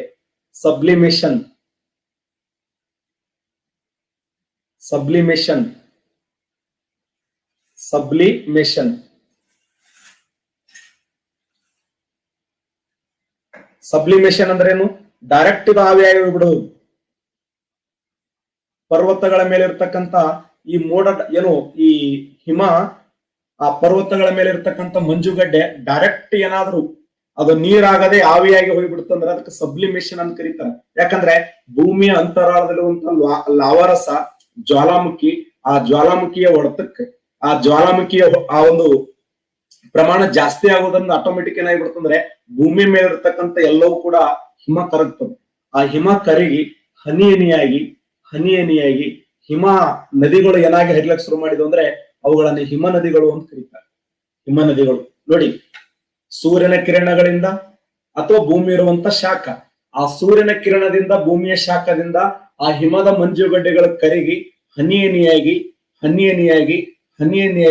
ಹರಿಲಕ್ಕೆ ಶುರು ಮಾಡಿದ್ವು ಅಂದ್ರೆ ಅವುಗಳನ್ನು ಹಿಮ ನದಿಗಳಂತ ಕರೀತಾರೆ. ಭಾರತ ದೇಶದ ಅತ್ಯಂತ ಉದ್ದವಾದ ಹಿಮ ನದಿ, ಭಾರತದ ಅತ್ಯಂತ ಉದ್ದವಾದ ಹಿಮ ನದಿ ಸಿಯಾಚಿನ್ ನೋಡಿ. ಸಿಯಾಚಿನ್ ಭಾರತ ದೇಶದ ಅತ್ಯಂತ ಉದ್ದವಾದ ಹಿಮ ನದಿ ಅಂದ್ರೆ ಸಿಯಾಚಿನ್. ಪ್ರಪಂಚದ ಅತ್ಯಂತ ಉದ್ದವಾದ ಹಿಮ ನದಿ, ಪ್ರಪಂಚದ ಅತ್ಯಂತ ಉದ್ದವಾದ ಹಿಮ ನದಿ ಲ್ಯಾಂಬರ್ಟ್ ನೋಡಿ. ಲ್ಯಾಂಬರ್ಟ್ ಕ್ವಶನ್ ಆಗಿ ಎರಡರ ಮೇಲೆ ಕ್ವಶನ್ ಕೇಳಿದ್ದಾನೆ. ಇವು ಗಮನ. ಸಿಯಾಚಿನ್ ಅನ್ನೋದು ಭಾರತ ದೇಶದ ಅತ್ಯಂತ ಉದ್ದವಾದ ಹಿಮ ನದಿಯಾಗಿದ್ದು 72 ಕಿಲೋಮೀಟರ್ ಹರಿಯುತ್ತದೆ. ಇದು ಎಲ್ಲಿ ಕಂಡು ಬರ್ತದೆ? ಸಿಯಾಚಿನ್ ಅಂದ್ರೆ ಕಾರಾಕೋರಂ ಶ್ರೇಣಿಯಲ್ಲಿ ಕಂಡು ಬರ್ತದೆ ನೋಡಿ. ಕಾರಾಕೋರಂ ಶ್ರೇಣಿಯಲ್ಲಿ ಹರಿಯುವಂತ ಅತ್ಯಂತ ಉದ್ದವಾದ ಹಿಮ ನದಿ ಅಂದ್ರೆ ಸಿಯಾಚಿನ್. ಕಾರಾಕೋರಂ ಶ್ರೇಣಿಯಲ್ಲಿ ಹರಿಯುವ ಅತ್ಯಂತ ಉದ್ದವಾದ ಹಿಮ ನದಿ ಅಂದ್ರೆ ಸಿಯಾಚಿನ್. ಇನ್ನ ಪ್ರಪಂಚದ ಅತ್ಯಂತ ಉದ್ದವಾದ ಹಿಮ ನದಿ ಲ್ಯಾಂಬರ್ಟ್ ಎಲ್ಲಿ ಕಂಡು ಬರ್ತದೆ ಅಂದ್ರೆ ಅಂಟಾರ್ಟಿಕ್ ಖಂಡದಲ್ಲಿ ಕಂಡು ಬರ್ತದೆ. ಅಂಟಾರ್ಟಿಕ್ ಖಂಡದಲ್ಲಿ ಕಂಡು ಬರುವ ಅತ್ಯಂತ ಉದ್ದವಾದ ಹಿಮ ನದಿ ಅಂತಂದ್ರೆ ಲ್ಯಾಂಬರ್ಟ್. ಭಾರತ ದೇಶದ ಅತ್ಯಂತ ಉದ್ದವಾದ ಹಿಮ ನದಿ ಅಂದ್ರೆ ಸಿಯಾಚಿನ್. ಈ ಸಿಯಾಚಿನ್ ಹಿಮನದಿ ಎಲ್ಲಿ ಹುಟ್ಟುತ್ತದೆ ಅಂದ್ರೆ ಕಾರಾಕೋರಂ ಶ್ರೇಣಿಯಲ್ಲಿ ಜನ್ಮ ತಾಳುತ್ತದೆ. ಕಾರಾಕೋರಂ ಶ್ರೇಣಿಯಲ್ಲಿ. ಒನ್ಸ್ ಅಗೇನ್, ಎತ್ತರ ಪರ್ವತದಲ್ಲಿ ಹುಟ್ಟಿ ಇಳಿಜಾರು ಅನುಸರಿಸಿ ಹರಿಯುವ ಸಿಹಿ ನೀರಿನ ದೊಡ್ಡ ಜಲಧಾರೆಯನ್ನು ನದಿ ಅಂತ ಕರಿತೀವಿ. ಓಕೆ, ನದಿ ಹುಟ್ಟುವ ಸ್ಥಳವನ್ನ ಮೂಲ ಅಂತ ಕರೀತಾರೆ. ನದಿ ಮೂಲ, ನದಿ ಹುಟ್ಟುವ ಸ್ಥಳಕ್ಕೆ ನದಿ ಮೂಲ, ನದಿ ಎಂಡ್ ಆಗುವ ಸ್ಥಳಕ್ಕೆ ನದಿ ಮುಖ ಅಂತ ಕರೀತಾರೆ. ನದಿ ಸಾಗರ, ಸಮುದ್ರ, ಸರೋವರ ಸೇರುವಾಗ ತನ್ನ ಮುಖದಲ್ಲಿ ನಿರ್ಮಾಣ ಮಾಡುವ ಭೂಮಿಯನ್ನ ನದಿ ಮುಖಜ ಭೂಮಿ ಅಂತ ಕರೀತಾರೆ. ನದಿ ಎಂಡ್ ಆಗುವ ಸ್ಥಳಕ್ಕೆ ನದಿ ಮುಖ, ಹುಟ್ಟುವ ಸ್ಥಳಕ್ಕೆ ಮೂಲ, ನದಿ ಹುಟ್ಟುವ ಸ್ಥಳಕ್ಕೆ ನದಿ ಮೂಲ ಅಂತ ಕರೆದರೆ ಎಂಡ್ ಆಗುವ ಸ್ಥಳಕ್ಕೆ ನದಿ ಮುಖ ಅಂತ ಹೇಳಿ ಕರೀತಾರೆ. ನದಿ ಸೋರ್ಸ್ ಎಲ್ಲಿಂದ ಆಗ್ತದೆ? ಸೋರ್ಸ್ ಎರಡು ಸೋರ್ಸ್ಗಳದಾವೆ. ಒಂದು ಅಂತರ್ಜಲ, ಇನ್ನೊಂದು ಹಿಮನದಿ. ಸರ್ ಅಂತರ್ಜಲ ಹೆಂಗ್ರಿ? ಇಲ್ಲಿ ನೋಡಿ, ಇದೊಂದು ಪರ್ವತ ಇದೆ, ಇದೊಂದು ಪರ್ವತ ಇದೆ, ಇದೊಂದು ಪರ್ವತ ಇದೆ. ಈಗ ಸೂರ್ಯನ ಕಿರಣಗಳಿಂದ ಸಾಗರ ಮತ್ತು ಸಮುದ್ರ ನೀರ್ ಏನಾಗ್ತಂದ್ರೆ ಆವಿ ಆಗ್ತದೆ. ಇಲ್ಲಿ ಅಪಾರ ಪ್ರಮಾಣದಲ್ಲಿ ನೀರದ. ಈ ನೀರದ ಮೇಲೆ ಸೂರ್ಯನ ಕಿರಣಗಳು ಏನಾಗ್ತಾವ ಅಂದ್ರೆ ಡೈರೆಕ್ಟ್ ಆಗಿ ಬೀಳ್ತಾ ಇದ್ದಾವೆ. ಸೂರ್ಯನ ಕಿರಣಗಳು ಡೈರೆಕ್ಟ್ ಆಗಿ ಬೀಳುವುದರಿಂದ ಇದೇನಾಗ್ತದೆ? ನೀರು ಆವಿ ಆಗ್ತದೆ. ಸೂರ್ಯನ ಕಿರಣಗಳು ಸಾಗರ, ಸಮುದ್ರ, ಸರೋವರಗಳ ಮೇಲೆ ನೇರವಾಗಿ ಬೀಳುವುದರಿಂದ ನೀರು ಆವಿಯಾಗುತ್ತದೆ. ಆವಿಯಾಗಿ ಆರ್ದ್ರತೆಯಾಗಿ ವಾಯುಮಂಡಲದ ಸಂಯೋಜನೆಯೊಂದಿಗೆ ಗಟ್ಟಿಯಾಗಿ ಘನೀಕರಣಗೊಂಡು ಮೋಡಾಗಿ, ಆ ಮೋಡ ಏನ್ ಮಾಡಕ್ ಶುರು ಮಾಡ್ತಂದ್ರೆ ಹನಿ ಹನಿಯಾಗಿ ಅಪಾರ ಪ್ರಮಾಣದಲ್ಲಿ ಮಳೆ ಆಗ್ತದೆ. ಆ ಮಳೆ ಆದಂತ ಸಮಯದಲ್ಲಿ ಆ ಮಳೆ ನೀರ್ ಏನಾಗ್ತಂದ್ರೆ ಇಂಗ್ಲಕ್ ಶುರು ಮಾಡ್ತದೆ ಪರ್ವತಗಳಲ್ಲಿ. ಆ ನೀರ್ ಹಿಂಗಿ ಆ ನೀರಿನ ಬುಗ್ಗಿಗಳು ಒಂದು ಆಟೋಮೆಟಿಕ್ ಬರಕ್ ಶುರು ಮಾಡ್ತಾವಲ್ಲ, ಆ ನೀರಿನ ಬುಗ್ಗಿಗಳು ಏನಾಗ್ತಾವ ಅಂದ್ರೆ ನದಿಗಳಾಗಿ ಹರಿಲಕ್ ಶುರು ಮಾಡ್ತವೆ. ನೆನಪಿಡಿ. ಹಾಗಾದ್ರೆ ನದಿಗಳಿಗೆ ಎರಡು ಪ್ರಧಾನವಾದ ಮೂಲಗಳು ಅಂತ ಹೇಳಿದೆ ನಿಮ್ಗೆ. ಒಂದು ಗ್ರೌಂಡ್ ವಾಟರ್, ಅಂತರ್ಜಲದ ಪ್ರಮಾಣ. ಏನ್ರಿ ಸರ್, ನಮ್ಮ ಮನೆಯಿಂದ ನೀರಿನ ಬುಗ್ಗೆ ಆಟೋಮೆಟಿಕ್ ಜಿಗಿಲಕತ್ತದ? ಕಾರಣ ಇಷ್ಟೇ, ಅಂತರ್ಜಲದ ಪ್ರಮಾಣ ಜಾಸ್ತಿ ಆಗ್ತಾ ಇದೆ ಅಂತ. ಹೋದಲ್ಲ, ಅಂತರ್ಜಲದ ಪ್ರಮಾಣ ಜಾಸ್ತಿ ಆಗಕತ್ತಂದ್ರೆ, ಗ್ರೌಂಡ್ ವಾಟರ್ ಪ್ರಮಾಣ ಜಾಸ್ತಿ ಆಗಕತ್ತಂದ್ರೆ ಆಟೋಮೆಟಿಕ್ ನೀರಿನ ಬುಗ್ಗಿಗಳು. ಸರ್ ನಮ್ಮಲ್ಲಿ ಬೋರ್ವೆಲ್ ಕಡಿಮೆ ಇಲ್ಲ ಅಂತ ಇರ್ತಾರ ನೋಡಿ. ಸರ್ ನಮ್ಮಲ್ಲಿ ಬೋರ್ವೆಲ್ ಕಡಿಮೆ ಇಲ್ಲ, ಬಾವಿ ಒಂದ್ 20-30 ಅಡಿ ಹಡ್ಡಿದ ಸಾಕು ಆಟೋಮೆಟಿಕ್ ನೀರು ಬರ್ತವೆ. ಕಾರಣ ಏನಂದ್ರೆ ಗ್ರೌಂಡ್ ವಾಟರ್ ಪ್ರಮಾಣ ಜಾಸ್ತಿ ಮೇಲ್ಭಾಗದಲ್ಲಿ ಇದೆ. ಗ್ರೌಂಡ್ ವಾಟರ್ ಪ್ರಮಾಣ ಮೇಲ್ಭಾಗದಲ್ಲಿ ಇರುವುದರಿಂದ ಸಹಜವಾಗಿ ನದಿಗಳೇನಾಗ್ತಾವ ಅಂದ್ರೆ ಆ ಅಂತರ್ಜಲದಿಂದ ಒತ್ತಡಕ್ಕೆ ಜಾಸ್ತಿ. ಕೆಲವು ನದಿಗಳು ಬತ್ತಿ ಬಿಡ್ತಾವ ನೋಡಿ. ಯಾಕೆ ಬತ್ತಾವಂದ್ರೆ ಅದಕ್ಕೆ ನದಿ ಮೂಲನೇ ಇರಂಗಿಲ್ಲ. ಈ ಉದಾಹರಣೆ ನಮ್ಮ ಡೋಣಿ ನದಿ ಇದೆ ಉತ್ತರ ಕರ್ನಾಟಕದಲ್ಲಿ. ಡೋಣಿ ನದಿಗೆ ನದಿ ಮೂಲ ಇಲ್ಲ. ಅದು ಕೇವಲ ಮಳೆ ಬಂದಾಗ ಮಾತ್ರ ತುಂಬಿ ಹರಿಯುತ್ತದೆ. ಕೇವಲ ಮಳೆಗಾಲದಲ್ಲಿ ಮಾತ್ರ ತುಂಬಿ ಹರಿಯುತ್ತದೆ. ಮಳೆಗಾಲದಲ್ಲಿ ಹರಿಯುವಂತ ನದಿಗಳೇನದವಲ್ಲ ಅವು ಅಸ್ತಿತ್ವ ಸ್ಥಿರ ಇರಂಗಿಲ್ಲ. ಗ್ರೌಂಡ್ ವಾಟರ್ ಯಾವಾಗಲೂ ಹರಿತಿರ್ಬೇಕು, ಅಂತರ್ಜಲದ ಪ್ರಮಾಣ ಯಾವಾಗಲೂ ಹರಿತಿರ್ಬೇಕು. ಹಾಗಾದ್ರೆ ನದಿಗಳಿಗೆ ಎರಡು ಮೂಲಗಳದಾವೆ. ಒಂದು ಅಂತರ್ಜಲ, ಇನ್ನೊಂದು ಹಿಮನದಿ. ಒಂದು ಹಿಮ, ಇನ್ನೊಂದು. ಅದಕ್ಕೆ ನೋಡಿ ಉತ್ತರ ಭಾರತ ನದಿಗಳು ವರ್ಷ ಪೂರ್ತಿ ತುಂಬಿ ಹರಿಯುತ್ತವೆ. ಉತ್ತರ ಭಾರತ ನದಿಗಳು ವರ್ಷ ಪೂರ್ತಿ ಯಾಕೆ ತುಂಬಿ ಹರಿತಾವಂದ್ರೆ 6 ತಿಂಗಳ ಮಳೆ, ಇನ್ನು 6 ತಿಂಗಳ ಹಿಮ. 6 ತಿಂಗಳ ಮಳೆಯಿಂದ ತುಂಬಿ ಹರಿದರೆ ಇನ್ನು 6 ತಿಂಗಳ ಹಿಮಾಲಯ ಪರ್ವತದಲ್ಲಿರುವಂತ ಹಿಮ ಕರಗಿ ನದಿಯಾಗಿ ಹರಿತವೆ. ನಮ್ಮ ದಕ್ಷಿಣ ಭಾರತ ನದಿಗಳು ಮಳೆಗಾಲದಾಗ ಹರಿಯಂಗಿಲ್ಲ. ದಕ್ಷಿಣ ಭಾರತ ನದಿಗಳು ಮಳೆಗಾಲದ ತುಂಬಿ ಹರಿಬೇಕಾದ್ರೆ ಗುಳ್ಯಾಡ್ತಾವ. ಒಂದ್ ಯಾವ್ದಾರ ನದಿ ಸ್ಪೀಡ್ ಹರಿತಿತ್ತ ಹಿಂದಿನ ನದಿ ಅಂತದ ಸಾವಕಾಶ ಬಾ ಯಾಕೆ ಹಿಂಗ್ಯಾಕ್ ಮಾಡಕತ್ತಿ ಅಂತ. ಏನ್ ಕೆಲಸ, ಆರಾಮ್ ಹೋಗಂಬಂತ ನದಿಗಳು ಮಾತಾಡ್ಕೊತಾವ ಮಗನು, ಸಾವಕಾಶ ಬಾ ಏನ್ ಅರ್ಜೆಂಟ್ ಅದ. ಅದಕ್ಕೆ ದಕ್ಷಿಣ ಭಾರತ ನದಿಗಳು ಯಾಕ ಇವು ತುಂಬಿ ಹರಿಯಂಗಿಲ್ಲ ಅಂತಂದ್ರೆ ನೋಡಿ, ಆರಾಮ್ ನೋಡ್ರಿ ನೀವು ನಮ್ಮ ಉತ್ತರ ಕರ್ನಾಟಕ ಆಗಲಿ ದಕ್ಷಿಣ ಭಾರತದ ಕೆಲವೊಂದು ನದಿಗಳಿಗೆ ಹೋರಿ ಆರಾಮ್ ಕ್ರಿಕೆಟ್ ಆಟ ಆಡ್ಬಹುದು. ಹೌದಾ, ಆರಾಮ್ ಕ್ರಿಕೆಟ್ ಆಟ ಆಡ್ಬೋದು ನಾವು ಬೆಂಕಿಲತ್ತ ನಾವು. ನಮ್ದೊಂದ್ ಚಿಂತೆ ಆದ್ರೆ ನಿನ್ನೊಂದ್ ಚಿಂತೆ. ನೋಡಿ, ನದಿ ಅಂದ್ರೆ ಏನು? ಎತ್ತರ ಪರ್ವತದಲ್ಲಿ ಹುಟ್ಟಿ ಇಳಿಜಾರು ಅನುಸರಿಸಿ ಹರಿಯುವ ಸಿಹಿ ನೀರಿನ ದೊಡ್ಡ ಜಲಧಾರೆಯನ್ನೇ ನದಿ ಅಂತ ಕರಿತೀವಿ. ನದಿ ಹುಟ್ಟುವ ಸ್ಥಳಕ್ಕೆ ಉಗಮ ಸ್ಥಾನ ಅಂತ ಕರೆದರೆ, ಅಂತ್ಯಗೊಳ್ಳುವ ಸ್ಥಳಕ್ಕೆ ನದಿ ಮುಖ ಅಂತ ಕರಿತೀವಿ. ಒಂದು ಸಣ್ಣ ನದಿ ಇಲ್ಲೊಂದು ನದಿ ಹೊಂಟಿರ್ತದೆ ನಿಧಾನವಾಗಿ, ಅದಕ್ಕೆ ಮುಂದೆ ಹೋಗಕ್ ಆಗಲ್ಲ. ಅದಕ್ಕೆ ಈ ಒಂದು ನದಿ ಬಂದು ಇಲ್ಲಿ ಸೇರ್ತದೆ. ಒಂದು ಸಣ್ಣ ನದಿ ಬಂದು ದೊಡ್ಡ ನದಿಯನ್ನು ಸೇರಿದರೆ ಅದಕ್ಕೆ ಉಪನದಿ ಅಂತ ಕರೀತಾರೆ. ಉಪನದಿ. ಒಂದು ಸಣ್ಣ ನದಿ ಬಂದು ದೊಡ್ಡ ನದಿಯನ್ನು ಸೇರಿದರೆ ನಾವೇನ್ ಅನ್ಕೊಂಡ್ವಿ, ಉಪನದಿ ಅಂದ್ರೆ ಒಂದು ಬೃಹತ್ ನದಿಯ ಹರಿಯುವಾಗ ಒಂದು ಸಣ್ಣ ಸಣ್ಣ ನದಿಗಳು ಬೇರೆ ಬೇರೆ ಕರಹದರು ಉಪನದಿಗಳನ್ನು ಕರಿತೀವಿ. ಹಂಗಲ್ಲ, ಒಂದು ದೊಡ್ಡ ನದಿ ಹರಿಯುವಂತ ಸಮಯದಲ್ಲಿ ಇನ್ನೊಂದು ಸಣ್ಣ ನದಿ ಬಂದು ಸೇರಿತಂದ್ರೆ ಉಪನದಿ. ಆ ಸೇರುವ ಸ್ಥಳಕ್ಕೆ ಏನಂತ ಕರೀತಾರೆ ಅಂದ್ರೆ ನದಿ ಸಂಗಮ ಅಂತ ಕರೀತಾರೆ. ನದಿ ಸಂಗಮ. ನದಿ ಸಂಗಮ ಉದಾಹರಣೆ ಯಾವ್ದಂದ್ರೆ ಕೂಡಲ ಸಂಗಮ. ಕೂಡಲ ಸಂಗಮ.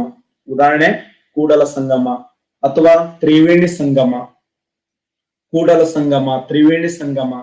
ಒಂದು ಸಣ್ಣ ನದಿ ಇದೆ, ಆ ಸಣ್ಣ ನದಿ ಬಂದು ದೊಡ್ಡ ನದಿಯನ್ನು ಸೇರ್ತಾ ಇದೆ. ಆ ಸೇರುವ ಸ್ಥಳಕ್ಕೆ ಏನಂತ ಕರೀತಾರೆ ಅಂದ್ರ ನದಿ ಸಂಗಮ ಅಂತ ಕರೀತಾರೆ. ಭಾರತ ದೇಶದ ಅತ್ಯಂತ ದೊಡ್ಡದಾಗಿರುವಂತ ಸಂಗಮ ಅಂತಂದ್ರೆ ಆ ಉತ್ತರ ಪ್ರದೇಶದಲ್ಲಿ ಆ ಗಂಗಾ ಯಮುನಾ ಸರಸ್ವತಿ ನದಿಗಳು ಒಂದಾಗ್ತಾವಲ್ಲ, ಅದನ್ನ ತ್ರಿವೇಣಿ ಸಂಗಮ ಅಂತ ಕರೀತಾರೆ. ಗಂಗಾ ಯಮುನಾ ಸರಸ್ವತಿ ಮೂರು ನದಿಗಳು ಒಂದಾಗುವ ಸ್ಥಳವನ್ನೇ ತ್ರಿವೇಣಿ ಸಂಗಮ ಅಂತ ಕರಿತೀವಿ.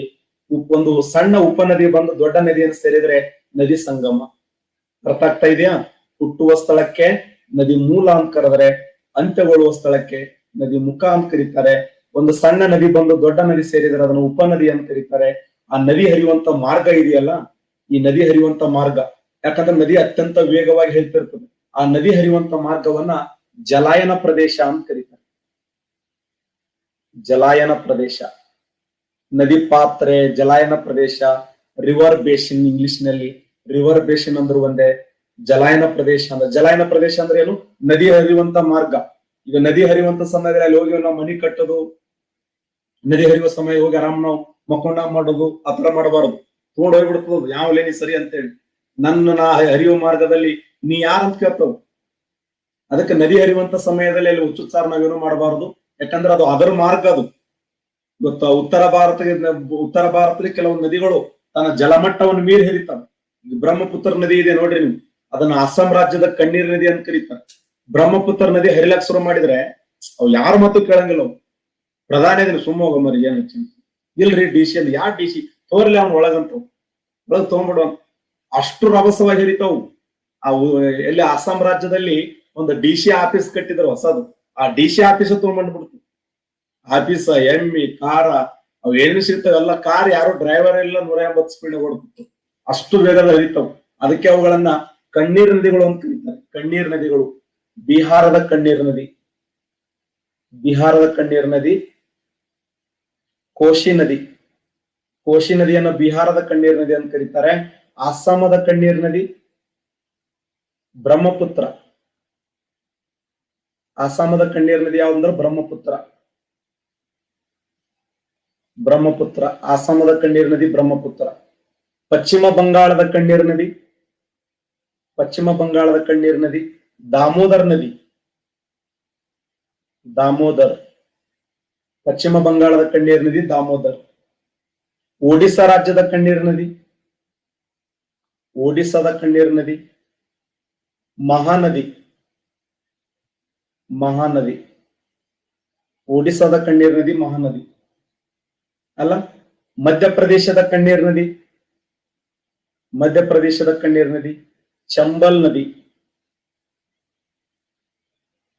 ಚಂಬಲ್ ನದಿ, ಮಧ್ಯಪ್ರದೇಶದ ಕಣ್ಣೀರ್ ನದಿ ಚಂಬಲ್ ನದಿ. ಉತ್ತರಾಖಂಡದ ಕಣ್ಣೀರ್ ನದಿ ಮಂದಾಕಿನಿ. ಮಂದಾಕಿನಿ ನೋಡಿ, ಎಲ್ಲ ಸಾರೋ ರಿವರ್ ಅಂತ ಕರೀತಾರೆ, ದುಃಖದ ನದಿಗಳು ಅಂತ ಕರೀತಾರೆ. ದುಃಖದ ನದಿಗಳು. ಉತ್ತರಾಖಂಡದ ಕಣ್ಣೀರ್ ನದಿ ಮಂದಾಕಿನಿ, ಮಧ್ಯಪ್ರದೇಶ ಚಂಬಲ್, ಒಡಿಸ್ಸಾ ಮಹಾನದಿ, ಪಶ್ಚಿಮ ಬಂಗಾಳ ದಾಮೋದರ, ಅಸ್ಸಾಮ ಬ್ರಹ್ಮಪುತ್ರ, ಬಿಹಾರ ಕೋಶಿ. ಇವೆಲ್ಲ ಏನಂದ್ರೆ ದುಃಖದ ನದಿಗಳು. ತಮ್ಮ ಜಲಾಯನ ಮಟ್ಟವನ್ನು ಮೀರಿ ಹರಿತವೆ. ಜಲಾಯನ ಮಟ್ಟವನ್ನು ಮೀರಿ ಹರಿಲಕ್ ಶುರು ಮಾಡಿದ್ವು ಅಂದ್ರೆ ಆಸ್ತಿಯನ್ನ ಹಾನಿ ಮಾಡ್ತವೆ, ಜೀವ ಹಾನಿಯನ್ನು ಮಾಡ್ತವೆ. ಹೌದಾ? ಆಸ್ತಿ ಪಾಸ್ತಿಗಳನ್ನ ಹಾನಿ ಮಾಡ್ತವೆ, ಜೀವ ಹಾನಿಯನ್ನು ಮಾಡ್ತವೆ, ಬೆಳೆಗಳು ನಾಶ ಆಗೋಗ್ತವೆ, ಗಿಡ ಮರಗಳೆಲ್ಲ ನಾಶ ಆಗ್ತವೆ, ಅಣೆಕಟ್ಟುಗಳು ಒಡೆದು ಹೋಗ್ತವೆ. ಆ ಉದ್ದೇಶಕ್ಕಾಗಿ ಇವುಗಳನ್ನು ದುಃಖದ ನದಿಗಳು. ಅಲರ್ಟ್ಗಳು ಘೋಷಣೆ ಮಾಡ್ತಾರಲ್ಲಿ, ಆ ಪ್ರದೇಶದಿಂದ ನೀವು ಸ್ಥಳಾಂತರ ಆಗಿರ್ಬೇಕು, ಆ ಸ್ಥಳ ಬಿಟ್ಟು ನೀವು ಬೇರೆ ಕಡೆ ಬರ್ರಿ ಅಂತೇಳಿ ಕೇಂದ್ರ ಸರ್ಕಾರ ಈ ರೆಡ್ ಅಲರ್ಟ್ ಅನ್ನು ಘೋಷಣೆ ಮಾಡ್ತು, ಆರೆಂಜ್ ಅಲರ್ಟ್ ಅನ್ನು ಘೋಷಣೆ ಮಾಡ್ತು, ಯೆಲ್ಲೋ ಅಲರ್ಟ್ ಅನ್ನು ಘೋಷಣೆ ಮಾಡ್ತು. ಆ ರೆಡ್ ಅಲರ್ಟ್ ಘೋಷಣೆ ಮಾಡಿದ್ರೆ ಜೀವಗಳು ಬೀಳ್ತಾವ ಅಂತ ಗ್ಯಾರಂಟಿ, 100% ಇಲ್ಲಿ ಸಾಯ್ತವೆ ಅಂತ. ಈ ನೀರನ್ನು ಸಾಮಾನ್ಯ ಅಲ್ಲ, ನೀರ್ ಹೆಂಗ್ ಹರಿತದೆ ಹೇಳಕ್ಕಾಗಲ್ಲ. ಹೌದಾ? ಬಿಹಾರದ ಕಣ್ಣೀರ್ ನದಿ ಕೋಶಿ, ಅಸ್ಸಾಮದ ಕಣ್ಣೀರ್ ನದಿ ಬ್ರಹ್ಮಪುತ್ರ, ಪಶ್ಚಿಮ ಬಂಗಾಳದ ಕಣ್ಣೀರ್ ನದಿ ದಾಮೋದರ್, ಒಡಿಶಾದ ಕಣ್ಣೀರ್ ನದಿ ಮಹಾನದಿ, ಮಧ್ಯಪ್ರದೇಶದ ಕಣ್ಣೀರ್ ನದಿ ಚಂಬಲ್, ಉತ್ತರಾಖಂಡದ ಕಣ್ಣೀರ್ ನದಿ ಯಾವಂದ್ರೆ ಮಂದಾಕಿನಿ. ಮಂದಾಕಿನಿ. ಇವುಗಳನ್ನ ದುಃಖದ ನದಿಗಳು ಅಥವಾ ಕಣ್ಣೀರ್ ನದಿಗಳು ಅಂತ ಕರೀತಾರೆ. ಹಾಗಾದ್ರೆ ನದಿ ಹುಟ್ಟುವ ಸ್ಥಳಕ್ಕೆ ಉಗಮ ಸ್ಥಾನ ಅಂತ ಕರೆದ್ರೆ, ನದಿ ಅಂತ್ಯಗೊಳ್ಳುವ ಸ್ಥಳಕ್ಕೆ ನದಿ ಮೂಲ ಅಂತ ನದಿ ಮುಖ ಅಂತ ಕರೀತಾರೆ.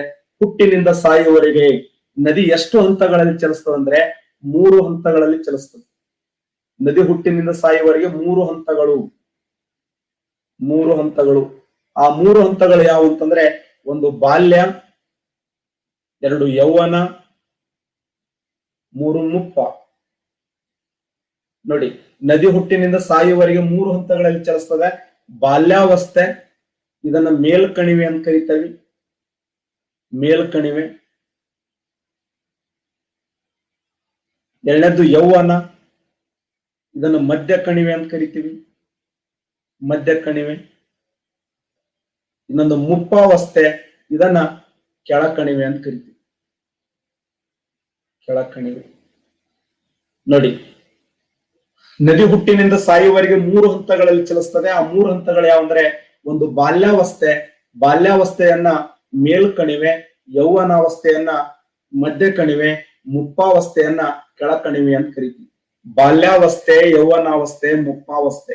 ನೋಡಿ, ಹುಟ್ಟಿನಿಂದ ಸಾಯುವವರೆಗೆ ನದಿ 3 ಹಂತಗಳಲ್ಲಿ ಚಲಿಸ್ತದೆ. ಆ 3 ಹಂತಗಳು ಯಾವಂದ್ರ, ಒಂದು ಬಾಲ್ಯಾವಸ್ಥೆ, 2 ಯೌವನಾವಸ್ಥೆ, 3 ಮುಪ್ಪಾವಸ್ಥೆ. ಬಾಲ್ಯಾವಸ್ಥೆಯನ್ನ ಮೇಲ್ಕಣಿವೆ ಅಂತ ಕರೆದ್ರೆ, ಯೌವನಾವಸ್ಥೆಯನ್ನ ಮಧ್ಯ ಕಣಿವೆ ಅಂತ ಕರಿತೀವಿ, ಮುಪ್ಪಾವಸ್ಥೆಯನ್ನ ಕೆಳಕಣಿವೆ ಅಂತ ಕರೀತಾರೆ. ಕ್ವಶನ್ ಏನ್ ಕೇಳ್ತಾನಂದ್ರೆ, ನದಿಗಳು ಯಾವ್ಯಾವ ಅವಸ್ಥೆಗಳಲ್ಲಿ ಏನೇನ್ ನಿರ್ಮಾಣ ಮಾಡ್ತವೆ ಅಂತ ಕ್ವಶನ್ ಕೇಳ್ತಾನೆ. ಯಾವ್ಯಾವ ಅವಸ್ಥೆಗಳಲ್ಲಿ ಏನೇನ್ ನಿರ್ಮಾಣ ಮಾಡ್ತವೆ? ಬಾಲ್ಯಾವಸ್ಥೆಯಲ್ಲಿ ನದಿಗಳು ಏನ್ ನಿರ್ಮಾಣ ಮಾಡ್ತಾವ ಅಂದ್ರೆ, ಆಯಾಕಾರದ ಭೂಸ್ವರೂಪಗಳನ್ನ, ವಿ ಆಕಾರದ ಭೂಸ್ವರೂಪಗಳನ್ನ, ಜಲಪಾತಗಳನ್ನ, ಕಂದರಗಳನ್ನ ನಿರ್ಮಾಣ ಮಾಡ್ತವೆ. ನೋಡಿ, ಅತ್ಯಂತ ವೇಗದಲ್ಲಿ ಹರಿತಿರುತ್ತ ನದಿಗಳು, ಅತ್ಯಂತ ರಭಸವಾಗಿ, ಅತಿ ವೇಗದಲ್ಲಿ ಯಾರ ಮಾತು ಕೇಳಂಗಿಲ್ಲ, ಅತಿ ರಭಸವಾಗಿ ಹರಿತವೆ. ಬಾಲ್ಯಾವಸ್ಥೆಯಲ್ಲಿ ನದಿಗಳು ಅತಿ ವೇಗದಲ್ಲಿ ಹರಿಯುವಂತ ಶಕ್ತಿ ಇರ್ತದೆ. ಅದಕ್ಕೆ ಇಲ್ಲಿ ಆಯಾಕಾರ, ವಿ ಆಕಾರ, ಜಲಪಾತಗಳು, ಕಂದರಗಳು.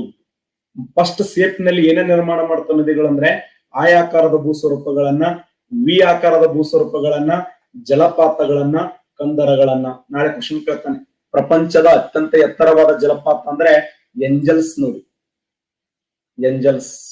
ಈ ಏಂಜಲ್ಸ್ ಫಾಲ್ಸ್ ಎಲ್ಲಿದೆ ಅಂತ ಕೇಳ್ತಾನೆ. ಏಂಜಲ್ಸ್ ಎಲ್ಲಿದೆ ಅಂದ್ರೆ ದಕ್ಷಿಣ ಅಮೆರಿಕದಲ್ಲಿ ಇದೆ. ದಕ್ಷಿಣ ಅಮೆರಿಕದಲ್ಲಿ ಏಂಜಲ್ಸ್. ಯಾವ ನದಿ? ಓರಿನಿಕೋ ನದಿ. ಓರಿನಿಕೋ. ಓರಿನಿಕೋ ನದಿಯ ಉಪನದಿಯಾದಂತ ಚುರಾನ್. ಚುರಾನ್. ನೋಡಿ, ದಕ್ಷಿಣ ಅಮೆರಿಕದಲ್ಲಿ ವೆನುಜುವೆಲಾ ಅನ್ನುವಂತ ಒಂದು ರಾಷ್ಟ್ರ ಇದೆ.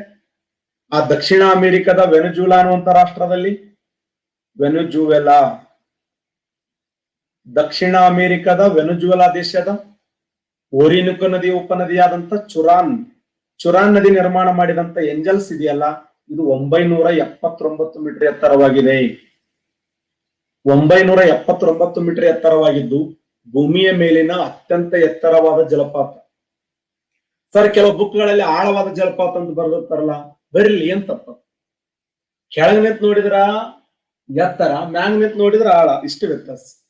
ಒಂದು ವೇಳೆ ಜಲಪಾತವನ್ನ ಮ್ಯಾಗ್ ನಿಂತ ಹಿಂಗ್ ನೋಡಿದ ಅಂದ್ರೆ ಎಷ್ಟು ಆಳದಪ್ಪ ಮಗಂದ ಅನಿಸ್ತದೆ. ಒಳಗ್ ಹೋಗಿ ನಿಂತ ನೋಡಿದ ಅಂದ್ರೆ ಎಷ್ಟು ಎತ್ತರದಲ್ಲಿ ಅಪ್ಪ ಅನಿಸ್ತದೆ. ಎರಡು ಒಂದೇವು. ಹಾಗಾದ್ರೆ ಪ್ರಪಂಚದ ಅತ್ಯಂತ ಆಳವಾದ ಜಲಪಾತ ಅಂದ್ರೂ ಒಂದೇ, ಜಗತ್ತಿನ ಅತಿ ಎತ್ತರವಾದ ಜಲಪಾತ ಅಂದ್ರೂ ಒಂದೇ. ಯಾವ ಜಲಪಾತ ಅಂದ್ರೆ ಏಂಜಲ್ಸ್. ದಕ್ಷಿಣ ಅಮೆರಿಕದ ಓರಿನಿಕೋ ನದಿಯ ಉಪನದಿಯಾದ ಚುರಾನ್ ಅನ್ನುವಂತ ನದಿ ನಿರ್ಮಾಣ ಮಾಡಿದಂತ ಏಂಜಲ್ಸ್. ದಕ್ಷಿಣ ಅಮೆರಿಕದ ಓರಿನಿಕೋ ನದಿಯ ಉಪನದಿಯಾಗಿರುವಂತ ಚುರಾನ್ ನದಿ ನಿರ್ಮಾಣ ಮಾಡಿದ ಏಂಜಲ್ ಫಾಲ್ಸ್ ಭೂಮಿಯ ಮೇಲೆ ಅತ್ಯಂತ ಎತ್ತರವಾಗಿರುವಂತ ಜಲಪಾತ. ಸರ್, ಕಂದರ? ಹೌದು, ಪ್ರಪಂಚದ ಅತ್ಯಂತ ಆಳವಾದ ಕಂದರ ಅಂತಂದ್ರೆ ಗ್ರ್ಯಾಂಡ್ ಕ್ಯಾನಿಯನ್. ನೋಡಿ, ಗ್ರ್ಯಾಂಡ್ ಕ್ಯಾನಿಯನ್. ಕ್ಯಾನಿಯನ್.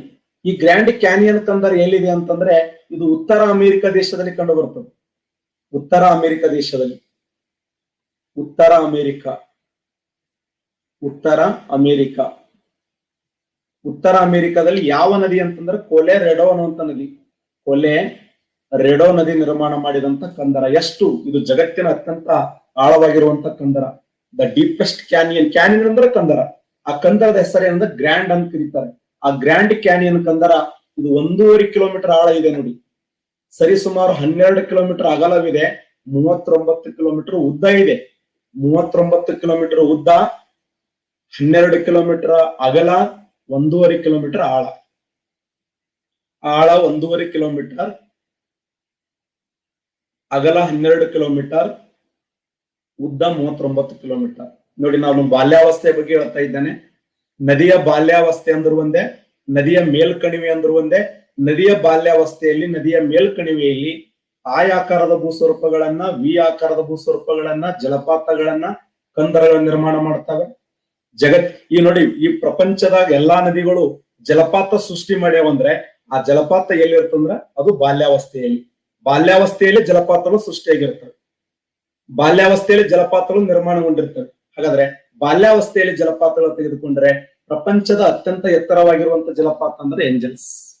ಈ ಏಂಜಲ್ ಫಾಲ್ಸ್ ಎಲ್ಲಿದೆ ಅಂದ್ರೆ ದಕ್ಷಿಣ ಅಮೆರಿಕದ ವೆನೆಜುವೆಲಾ ದೇಶದ ಓರಿನಿಕೋ ನದಿಯ ಉಪನದಿಯಾದ ಚುರಾನ್. ಸೊ ಏನ್ರಿ ಅಷ್ಟು ಲೆಂತ್ ಇದೆ? ಸಿಂಪಲ್. ಭಾರತ ದೇಶದ ಕರ್ನಾಟಕ ರಾಜ್ಯದ ಕೃಷ್ಣಾ ನದಿಯ ಉಪನದಿಯಾದ ಘಟಪ್ರಭಾ ನದಿ ಬೆಳಗಾವಿ ಜಿಲ್ಲೆಯ ಗೋಕಾಕದಲ್ಲಿ ಗೋಕಾಕ್ ಫಾಲ್ಸ್ ನಿರ್ಮಾಣ ಮಾಡಿದ್ರಿ. ಅಡ್ರೆಸ್ ಅದು, ಅದರ ಅಡ್ರೆಸ್ ಅದು. ಹಂಗ ದಕ್ಷಿಣ ಅಮೆರಿಕದ, ಫಸ್ಟ್ ದಕ್ಷಿಣ ಅಮೆರಿಕ ಹೋಗ್ಬೇಕು ನಾವು. ದಕ್ಷಿಣ ಅಮೆರಿಕದ ಎಲ್ಲಿ? ದಕ್ಷಿಣ ಅಮೆರಿಕ ಇದು ನೋಡಿ, ಎಲ್ಲಿ ಬರ್ದ್ಮೇಲೆ ಚಿತ್ರ. ಹಾ, ದಕ್ಷಿಣ ಅಮೆರಿಕದ ಇದು ದಕ್ಷಿಣ ಅಮೆರಿಕ. ದಕ್ಷಿಣ ಅಮೆರಿಕದ ಇದು ವೆನೆಜುವೆಲಾ ದೇಶ. ಇದು ಇಲ್ಲಿ ವೆನೆಜುವೆಲಾ ದೇಶ ಇದೆ. ದಕ್ಷಿಣ ಅಮೆರಿಕದಲ್ಲಿ 13 ದೇಶಗಳದಾವೆ. ಇಲ್ಲಿ 13 ದೇಶಗಳು. ದಕ್ಷಿಣ ಅಮೆರಿಕದ 13 ದೇಶಗಳಲ್ಲಿ ವೆನೆಜುವೆಲಾ ಅನ್ನುವಂತ ರಾಷ್ಟ್ರ ಇದೆ ಇಲ್ಲಿ. ಹಾಗಾದ್ರೆ ದಕ್ಷಿಣ ಅಮೆರಿಕದ ವೆನೆಜುವೆಲಾ ದೇಶದ ಓರಿನಿಕೋ ನದಿಯ ಉಪನದಿಯಾಗಿರುವಂತಹ ಚುನಾರ್, ಯಾ ಚುನಾರ್? ರಿಯೋ ಚುನಾರ್. ಆ ರಿಯೋ ಚುನಾರ್ ಅನ್ನುವಂತ ನದಿ ನಿರ್ಮಾಣ ಮಾಡಿದಂತ ಜಲಪಾತ ಯಾವುದು ಅಂತಂದ್ರೆ ಅದು ಏಂಜಲ್ ಫಾಲ್ಸ್. ಏಂಜಲ್ ಜಗತ್ತಿನಲ್ಲಿ ಅದು ಅದ್ಭುತವಾಗಿರುವಂತ ಒಂದು ಹಾಟ್ ಸ್ಪಾಟ್. ಅದು ಒಂದು ವಿಶ್ವ ಪಾರಂಪರಿಕ ಪಟ್ಟಿಗೆ ಸೇರಿದಂತ ಸ್ಥಳ ಅಂತ ಹೇಳಿ ಗುರುತಿಸ್ತೀವಿ ಏಂಜಲ್. ಜಗತ್ತಿನ ಅತ್ಯಂತ ಆಳವಾದ ಕಂದರ ಅಂದ್ರೆ ಅತ್ಯಂತ ಅದು ಬಹಳ ವೇಗವಾಗಿ ಇರುವುದರಿಂದ ಆಳವಾಗಿರುವಂತ ಕಂದರ ಸೃಷ್ಟಿ ಮಾಡಿರುತ್ತದೆ. ಗ್ರ್ಯಾಂಡ್ ಕ್ಯಾನಿಯನ್ ಅನ್ನುವಂತ ಕಂದರ. ದಕ್ಷಿಣ ಅಮೆರಿಕದಲ್ಲಿ ಕೊಲೆರಾಡೋ ಅನ್ನುವಂತ ನದಿ ನಿರ್ಮಾಣ ಮಾಡಿದಂತ ಕಂದರ ಗುರುತಿಸ್ತೀವಿ. ನೋಡಿ, ನದಿ ಹುಟ್ಟುವಾಗ ಬಾಲ್ಯದಲ್ಲಿ ಆಕಾರದ ಸ್ವರೂಪಗಳನ್ನ, ವಿ ಆಕಾರದ ಸ್ವರೂಪಗಳನ್ನ, ಜಲಪಾತಗಳನ್ನ, ಕಂದರಗಳ ನಿರ್ಮಾಣ ಮಾಡ್ತವೆ. ಇನ್ನು ಮಧ್ಯಾವಸ್ಥೆಯಲ್ಲಿ ಎತ್ತಿನ ಕೊಂಬಿನಾಕಾರದ ಭೂಸ್ವರೂಪಗಳು, ಎತ್ತಿನ ಕೊಂಬಿನಾಕಾರದ ಭೂಸ್ವರೂಪಗಳು, ಎತ್ತಿನ ಕೊಂಬಿನಾಕಾರದ ಭೂಸ್ವರೂಪ ಮತ್ತೆ ನಾಯಿಕೊಡೆ ಆಕಾರದ ಭೂಸ್ವರೂಪಗಳು ನಿರ್ಮಾಣಗೊಳ್ಳುತ್ತವೆ. ಎತ್ತಿನ ಕೊಂಬಿನಾಕಾರದ ಭೂಸ್ವರೂಪಗಳು ಮತ್ತು ನಾಯಿಕೊಡೆ ಆಕಾರದ ಭೂಸ್ವರೂಪಗಳು ಎಲ್ಲಿದಾವ ಅಂದ್ರೆ ಮಧ್ಯ ಕಣಿವೆಯಲ್ಲಿ. ಇನ್ನ ಮುಪ್ಪಾವಸ್ಥೆಯಲ್ಲಿ ನದಿ ಮುಖಜ ಭೂಮಿಗಳ ನಿರ್ಮಾಣ ಮಾಡುತ್ತವೆ. ನದಿ ಮುಖಜ ಭೂಮಿಗಳು. ಹಾಗಾದ್ರೆ ಪ್ರಪಂಚದಲ್ಲಿ ನದಿ ಮುಖಜ ಭೂಮಿಗಳು ನೋಡಕ್ ಹೆಂಗದವ ಅಂದ್ರೆ ಕೆಲವೊಂದು ತ್ರಿಕೋನಾಕಾರದ ನದಿ ಮುಖಜ ಭೂಮಿಗಳಿವೆ, ಕೆಲವೊಂದು ಪಕ್ಷಿ ಪಾದಾಕಾರದ ನದಿ ಮುಖಜ ಭೂಮಿಗಳಿವೆ. ಪಕ್ಷಿ ಪಾದಾಕಾರ, ಇನ್ನೊಂದು ಚೂಪಾಕಾರ. ನದಿ ಮುಖಜ ಭೂಮಿಗಳು ನದಿ, ಸಾಗರ, ಸಮುದ್ರ, ಸರೋವರ ಸೇರುವಾಗ ತನ್ನ ಮುಖದಲ್ಲಿ ನಿರ್ಮಾಣ ಮಾಡುವ ಭೂಮಿಯನ್ನು ನದಿ ಮುಖಜ ಭೂಮಿ ಅಂತ ಕರಿತೀವಿ. ಆ ನದಿ ಮುಖಜ ಭೂಮಿಗಳು ನೋಡಕ್ ಹೆಂಗದವ ಅಂದ್ರೆ ತ್ರಿಕೋನಾಕಾರದಲ್ಲಿ, ಪಕ್ಷಿ ಪಾದಾಕಾರದಲ್ಲಿ, ಚೂಪಾಕಾರದಲ್ಲಿ. ತ್ರಿಕೋನಾಕಾರ, ಪಕ್ಷಿ ಪಾದಾಕಾರ, ಚೂಪಾಕಾರ. ಹಾಗಾದ್ರೆ ಪಕ್ಷಿ ಪಾದಾಕಾರದ ಮೇಲೆ ಬಹಳ ಸರಿ ಕ್ವಶನ್ ಕೇಳಿ. ಪ್ರಪಂಚದಲ್ಲಿ ಪಕ್ಷಿ ಪಾದಾಕಾರದ ನದಿ ಮುಖಜ ಭೂಮಿ ನಿರ್ಮಾಣ ಮಾಡಿರ್ತಕ್ಕಂಥದ್ದು ಯಾವುದು ಅಂತಂದ್ರೆ, ಈ ಜಗತ್ತಿನಲ್ಲಿ ಪಕ್ಷಿ ಪಾದಾಕಾರದ ನದಿ ಮುಖಜ ಭೂಮಿ ನಿರ್ಮಾಣ ಮಾಡಿದ ನದಿ ಅಮೆರಿಕ ದೇಶದಲ್ಲಿ ಕಂಡು ಬರುವಂತ ಮೆಸಿಸಿಪ್ಪಿ. ನೋಡಿ, ಮೆಸಿಪಿಸಿ ಅಂತ ಬರ್ಕೊಂಡ್ರಿ, ಮೆಸಿಸಿಪ್ಪಿ. ಈ ಮೆಸಿಸಿಪ್ಪಿ ನದಿ ಪ್ರಪಂಚದಲ್ಲಿ ಇದು ಪಕ್ಷಿ ಪಾದಾಕಾರದ ನದಿ ಮುಖಜ ಭೂಮಿಯನ್ನ ನಿರ್ಮಾಣ ಮಾಡಿದ ನದಿ ಅಂತ ಕರೀತೀವಿ. ಜಗತ್ತಿನಲ್ಲಿ ಪಕ್ಷಿ ಪಾದಾಕಾರ, ಹಕ್ಕಿಯ ಪಾದಗಳು ಅಥವಾ ಪಕ್ಷಿ ಪಾದಾಕಾರದ ನದಿ ಮುಖಜ ಭೂಮಿ ನಿರ್ಮಾಣ ಮಾಡಿದಂತ ನದಿ ಅಂದ್ರೆ ಅದು ಮೆಸಿಸಿಪ್ಪಿ ನದಿ. ಇನ್ನು ಚೂಪಾಕಾರದ್ದು ಟೈಬರ್ ನದಿ. ಟೈಬರ್ ಯಾವ ದೇಶ? ರೋಮ್ ದೇಶದಲ್ಲಿ ಕಂಡು ಬರುವಂತ ಟೈಬರ್ ನದಿ. ರೋಮ್ ದೇಶದಲ್ಲಿ ಟೈಬರ್ ನದಿ. ಇನ್ನು ಪಕ್ಷಿ ಪಾದಾಕಾರದ ನದಿ ಮುಖಜ ಭೂಮಿ ನಿರ್ಮಾಣ ಮಾಡಿದ ನದಿ ಯಾವ್ದಂದ್ರೆ ಅದು ಮೆಸಿಸಿಪ್ಪಿ ನದಿ ಅಂತ ಹೇಳಿ ಗುರುತಿಸ್ತೀವಿ. ನಮ್ಮ ಭಾರತ ದೇಶದ ಗಂಗಾ ನದಿ ಆಗಿರಬಹುದು, ಬ್ರಹ್ಮಪುತ್ರ ನದಿ ಆಗಿರಬಹುದು, ಕೃಷ್ಣಾ ನದಿ ಆಗಿರಬಹುದು, ಅವೆಲ್ಲ ಏನಪ್ಪಾ ಅಂದ್ರೆ ತ್ರಿಕೋನಾಕಾರದಲ್ಲಿ. ಗಂಗಾ, ಕೃಷ್ಣ, ಮತ್ತೆ ಬ್ರಹ್ಮಪುತ್ರ. ಇವೆಲ್ಲ ಏನಂದ್ರೆ ತ್ರಿಕೋನಾಕಾರದ ನದಿಮುಖಜ ಭೂಮಿಗಳನ್ನ ನಿರ್ಮಾಣ ಮಾಡಿವೆ ಅಂತ ಕರಿತೀವಿ. ಒಟ್ಟಾರೆಯಾಗಿ ಹುಟ್ಟಿನಿಂದ ಸಾಯುವವರೆಗೆ ನದಿಗಳು 3 ಹಂತದಲ್ಲಿ ಚಲಿಸ್ತವೆ: ಬಾಲ್ಯಾವಸ್ಥೆ, ಯೌವನಾವಸ್ಥೆ, ಮುಪ್ಪಾವಸ್ಥೆ. ಬಾಲ್ಯಾವಸ್ಥೆಯನ್ನ ಮೇಲ್ಕಣಿವೆ ಅಂತ ಕರಿತೀವಿ, ಮಧ್ಯ ಕಣಿವೆಯನ್ನ ಯೌವನಾವಸ್ಥೆ ಅಂತ ಕರಿತೀವಿ, ಕೆಳ ಕಣಿವೆಯನ್ನು ಮುಪ್ಪಾವಸ್ಥೆ ಅಂತ ಕರಿತೀವಿ. ಇದು ನದಿಯ ಪೀಠಿಕೆ. ನಾಳೆಯ ಅವಧಿಯಲ್ಲಿ ಭಾರತ ದೇಶದ ನದಿಗಳನ್ನು ಕುರಿತು ಸವಿಸ್ತಾರವಾಗಿ ಅಧ್ಯಯನ ಮಾಡಿ. ಜಸ್ಟ್ ಹೇಳಿದ್ದೇನಪ್ಪ ಅಂದ್ರೆ ಪೀಠಿಕೆ ಇದು.